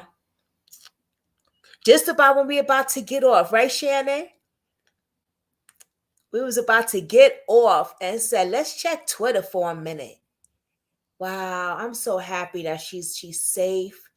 This is gonna be a long journey though. It's gonna be a process for her. I always say counseling for me is important. Sometimes you need a little bit of counseling, you know what I'm saying? This little girl is going to need a lot of help, therapy, counseling, love. Even though she was I'm sure she was loved because her parents, like they was, they got the feds and everybody involved. But she gonna need extra powerful love.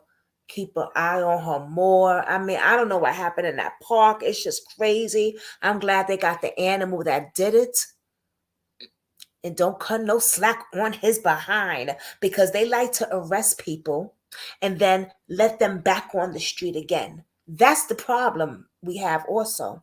They arrest these animals and then you let them right back on the street again to do the same thing, but even worse.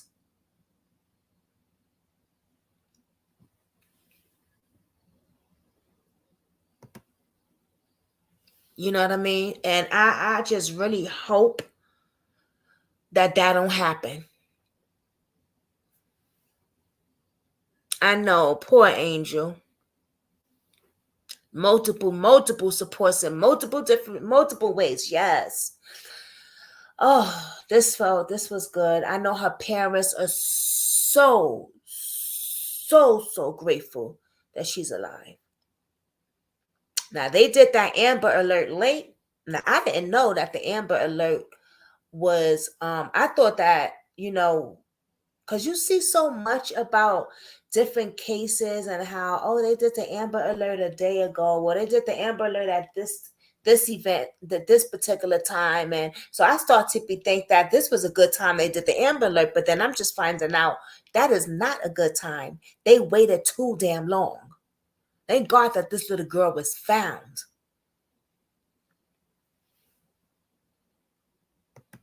Yes, I hope that they don't. So thank you, Lord. Wow.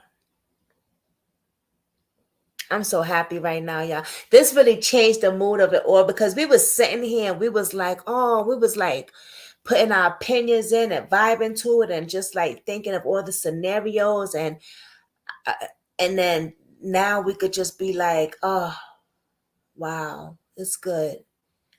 It's a good thing, it's a good thing. And I'm starting to think like Katie said, Canada is not too far. So I wonder where they got her, if she was still up here. You know what I mean? I wonder if she was still up here.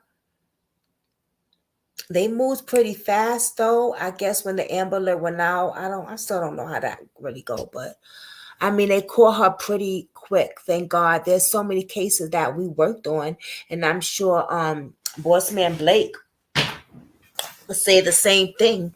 And like we worked on, right? Or we doing cases about, and they still not found. Or there's no Amber Alert. Or there's no media coverage like this. Or the FBI is not even involved. You know what I'm saying? I mean, for God's sake, Shaquilla Robinson. The FBI, they had to fight. I don't even know if the FBI even got involved in that case. Did they? Did they even get involved in that case? That poor girl needs justice too. Yes, it did. Went from heartbreaking to heartwarming night. The vibe was great tonight. I know, Katie, wasn't it? The vibe was so good. It was so, yes. So when you let the negative and the devil out and keep the positive energy and the God people, God's people here, this is how things turn out.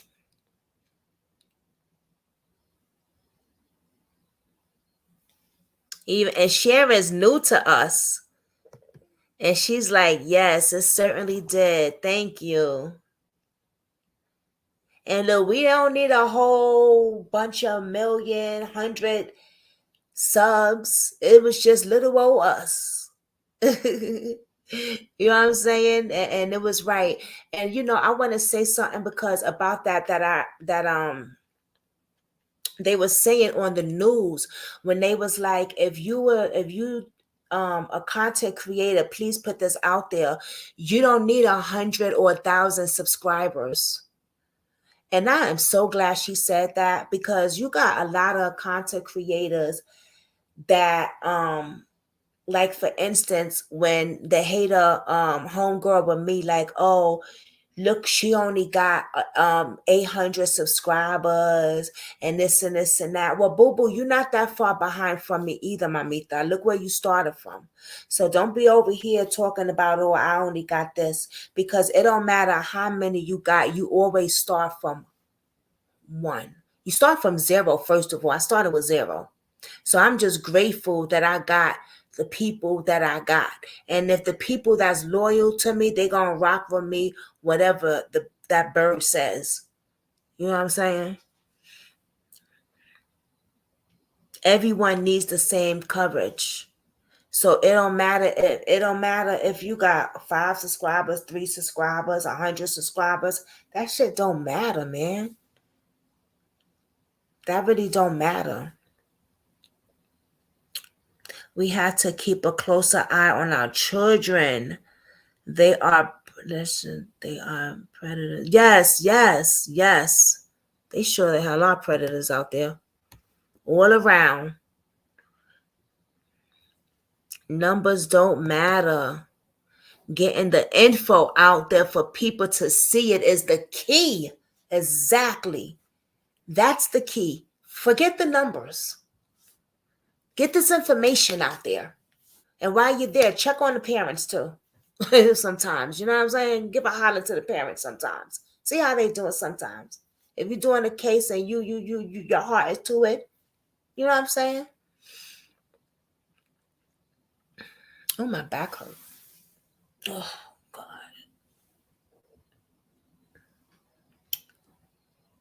This was amazing.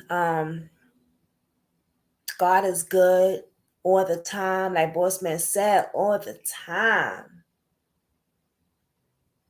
Even when you think or you have a doubt that your higher power might not be giving you exactly what you might need. Because your wants is different from your needs. I might want a lot of things, but do I need it? And sometimes I'd be like, Dad, God, you moving mighty slow sometimes. You moving this way, or is he even listening to me? And do what I least suspect that I'd be like, wow, look at that.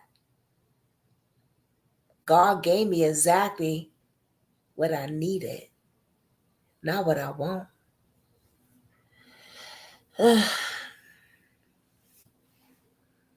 I love my higher power, y'all. I got a good connection with my higher power. And I'm not trying to be all religious on y'all, you know what I'm saying? You know what I'm saying? But if you don't believe in something, please change that around, believe in something. When I tell you, I've been through it all, the ruckus and everything. I've been through it all. Some of y'all know my childhood growing up. Some of y'all know the stuff I've been through. The molestations, the homelessness, the drug addictions, all that stuff. And by the grace of God, I am sitting here today with 6 or 7 years clean. By the grace of God, I was able, right, to forgive, right, the people that awed me. By the grace of God. By working steps when I was going to NA meetings and getting a sponsor. By making amends, by doing those things. It's a process. It's a process.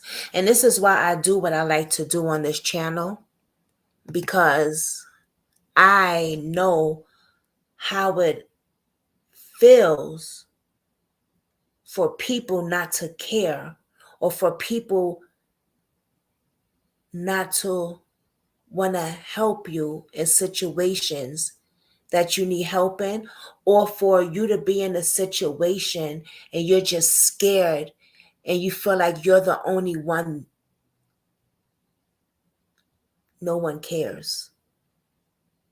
I care. Brooklyn Squad cares. We care. We definitely care.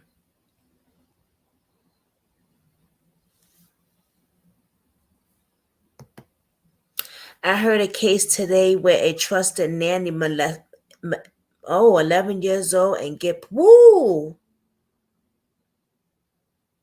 See? Yup.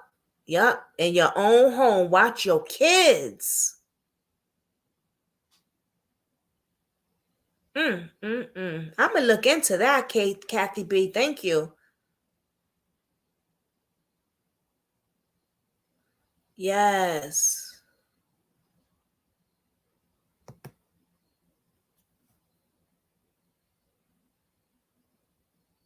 Wow, that's sad.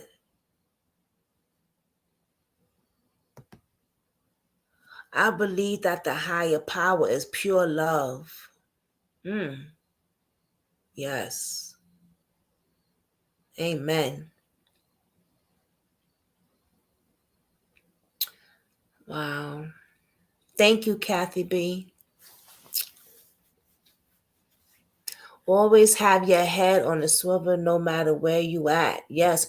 Always keep your eyes open, guys, no matter where you at. Let me tell you something. When I'm out food shopping, or I'm at Walmart, or I'm at ShopRite, or I'm wherever, even if I'm walking down the street or whatever, I don't like nobody. First of all, I don't like people walking in back of me. I got a problem with that. I don't like nobody walking in back of me. I would be like, you can go. And I'm always have my eyes open, even at Walmart, even when, Dave with me, I got my eyes, I'm watching. Let me tell you something. We was at the bank, what was it, yesterday? No, it was Friday. It was Friday. We was at the bank, right? Because Dave had to get a money order for something. And we about to get out the car, and I see this guy walking up, and he's limping, and he got something in his hand. Me doing crime so much for these last few years got my head on squirrels, because I told Dave, get back in the car, get in the car. And he's like, babe, like, sweet pea, what's wrong with you? And I said, that guy got a pow pow. Dave was like, babe, you need to stay off of YouTube, he said, because you're bugging. The man had keys in his hand, and I thought it was a pow pow. Child, please. It was the walk he was given, and I don't know. I just thought that it was a pow pow. Instantly thinking, but my first thing was save my man. I told Dave, get your ass back in this car. Get in the car. I grabbed him. Get back in the car because he was getting out the car. And my foot was one thing out, but I was still in. And I don't know, and I just grabbed. And he's like, Sweet Pea. He said, you need to stay off of YouTube. The man is handicapped. I said, don't let them fool you. I don't care, handicap or not. You think the handicap don't got a pow too? And you going in the bank, you gotta be eyes open. Now, the man had keys, y'all. I know I'm a little, but I just be on point. That just to shows you, like, I'll be watching. I'ma watch what's in your hand. Listen, don't play with me. Don't play with me. Don't play with me. Okay? Shit.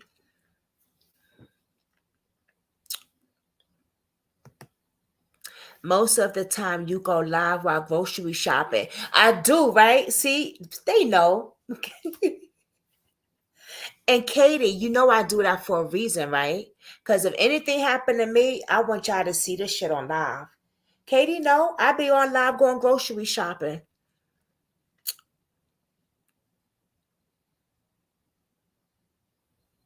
It's sad when we can't trust people. I know Kathy be cracking up laughing at me.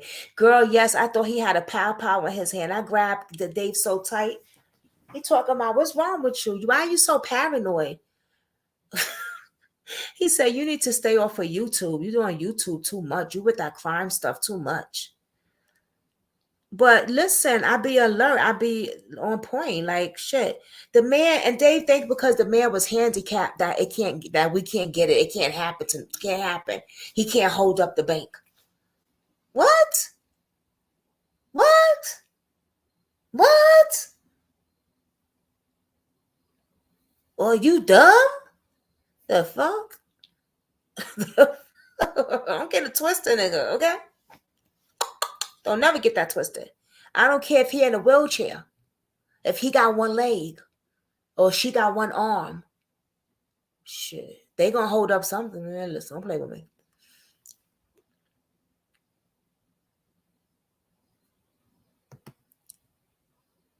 Yes. Instantly think of the most and worst when you work on crime, right? Yeah, you be instantly thinking like, I don't know. I just Dave said you need to stay off of YouTube. Because he ain't the internet person. He don't know shit about the internet. But he know that I do crime and I be on YouTube. So that was his first thing. You need to stay off of YouTube. You're paranoid. Now I'm on point, my G. I'm on point. I am on point, baby. I don't blame you a bit. I know, right? Shoot. I always be somewhere you would least suspect. It always does. It always be somewhere you least suspect it. I'm telling you. Yes. Sometimes people pretend to be handicapped. Shit. I'm trying not because David's sleeping. So, I'll be loud with y'all. I'm trying not to be so loud because he's sleeping. But that's what I told him. I said, don't get it fooled. Because they could pretend that shit too. Don't get it twisted, D. Don't get it twisted because they could act like they handicapped. And next thing you know, blah, blah, blah, blah, putting out something under their wheelchair with their pamper. Shoot. Just make sure. Yes, they put the pamper. They got the pamper in there and they be, what? Everybody get on the floor. Listen, stop playing. Y'all, I'm telling y'all, it's crazy. Man, I be on 9 point. Like, what? Playing with y'all, I'm watching. It just makes you more prepared and on guard. It sure do. It sure do. Did y'all hear that? Did you see that man acting handicapped, begging for money? He was acting like he had suppressed. What? Kathy B be getting all the stories, boy. I tell you, she be big. She be getting all the stories. I can't take her. She be getting all the stories. Several posts. Let me tell you something. I'm from the city, so I be seeing them bums out there and stuff like that when I used to live in the city. And people used to say, they got money. Don't be giving them no money. They acting like that. But you don't ever know. But that's crazy. Mm-mm. Well, look at Queen. Look, people do anything for clout, right? Look at Queen Op and Shelly. That girl was eating poopy on here. Boss man, if you still on here, did you see? I don't know if you do celebrity gossip. Well, she not even a celebrity though. But shit, they might as well say celebrity gossip now, right? Queen Op and the Shelly. Have you seen that? Boys, let me know. Hit me up. Queen Op and Shelly. Anybody else seen that? Sharon, did you see that? Queen Op and Shelly. I know me and Katie and Kathy, we know about it. That's why I'm asking the rest of y'all. Because this girl had her friend eating dog poopy on social media, on the internet, in front of everybody. And people is giving them money to do it. Anything for clout. I'm telling you, it's crazy. She escaped from the girl now. I mean, she's not with the girl no more, but she just recently actually left that girl for a few months now. Not even like a month probably. I don't know. But she had the girl eating poopy on live. I cannot. Queen Op and Shelly. Now they got Danny over there. Yeah, I know it is a mess. Yeah, we're gonna have to let's say a prayer for Krishan Rock. The baby surgery was today for the hernia.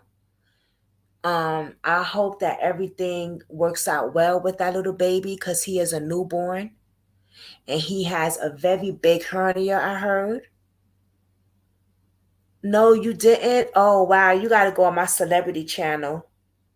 I put the link in the subscription. We talk about that over there. But it's crazy.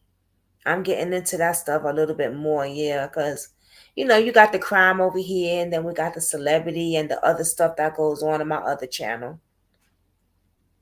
So if y'all not subscribed, boss man, can you please subscribe to my other channel too, please? Yes, it is awful the stuff she was making her do, drinking her urine. It's just crazy. The cops busted in the door, so they arrested them. Then they got out of jail. But Shelly is back home with her family. It's just a hot mess. It's crazy, Sharon. Yeah, it's crazy. But we're going to, yes, prayers up to Krishan Rock and Blueface's newborn baby because they did have the surgery. Krishan is actually in the hospital today with him. I was going to do updates and do a whole live on her in the hospital, but then I heard about this case and I was like, no, this is the Amber Alert. You know what I'm saying? Krishan got her baby. Her baby ain't missing, thank God. But this baby was missing. So I chose to do my crime. But yeah, prayers up to for that baby. I hope the surgery went well. I'm pretty sure they finished now. But I don't even know because of the times where I live and where they live, so I'm not sure.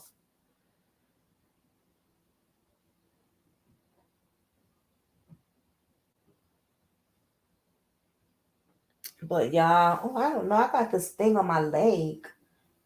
Because I got psoriasis, so now I'm getting little stuff on my leg.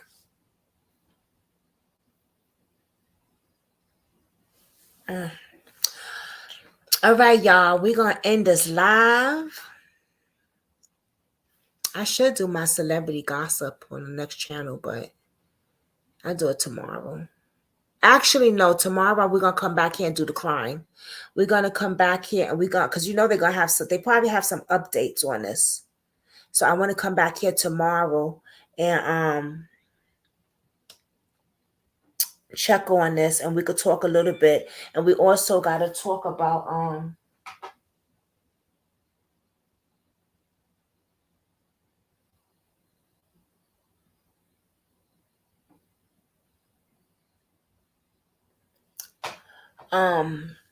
we also, I don't know, just mess me. We also got to talk about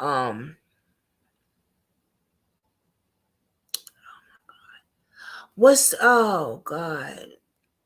What's the other little baby? Kathy B. The other, let me look up. Let me see. Hold on. The other case that I really want to talk about.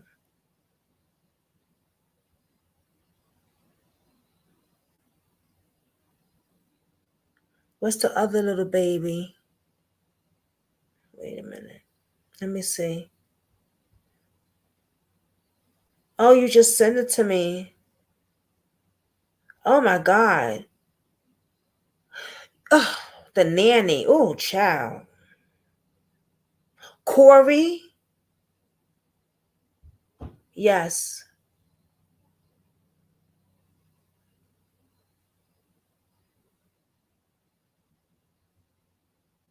Cody. Yes, I do want to do the Cody. Yes, the Cody and Corey case.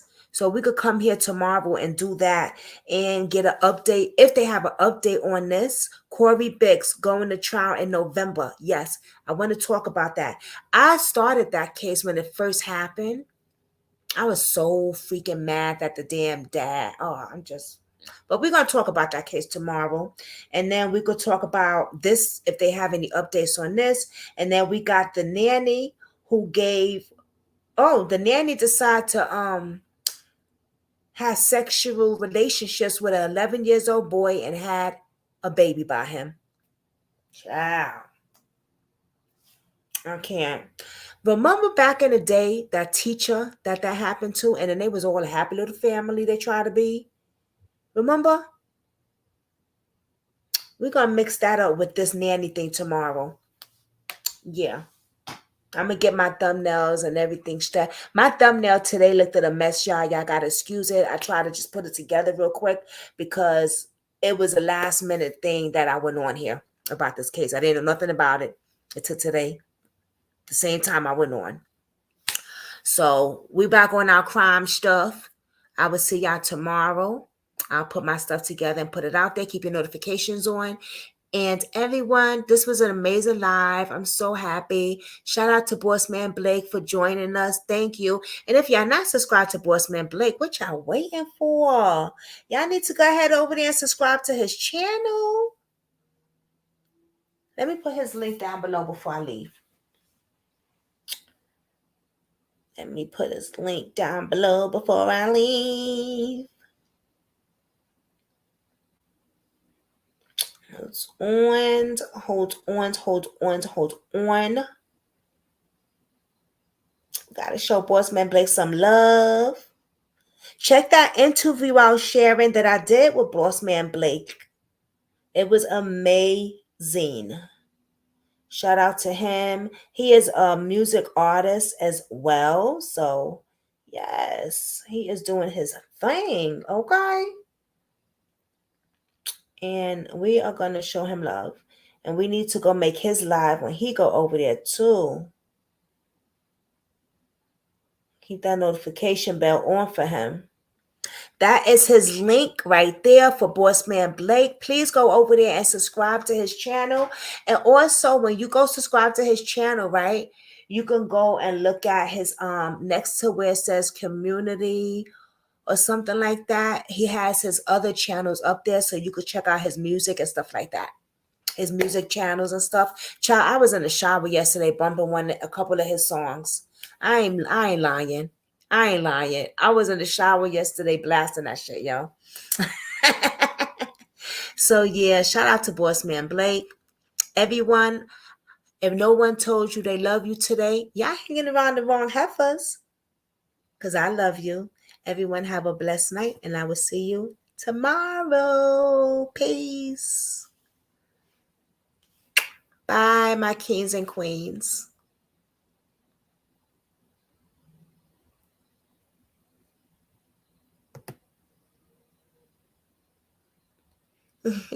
Love you right back, beautiful queens and kings. Bye. Everyone get some sleep. Have a blessed night.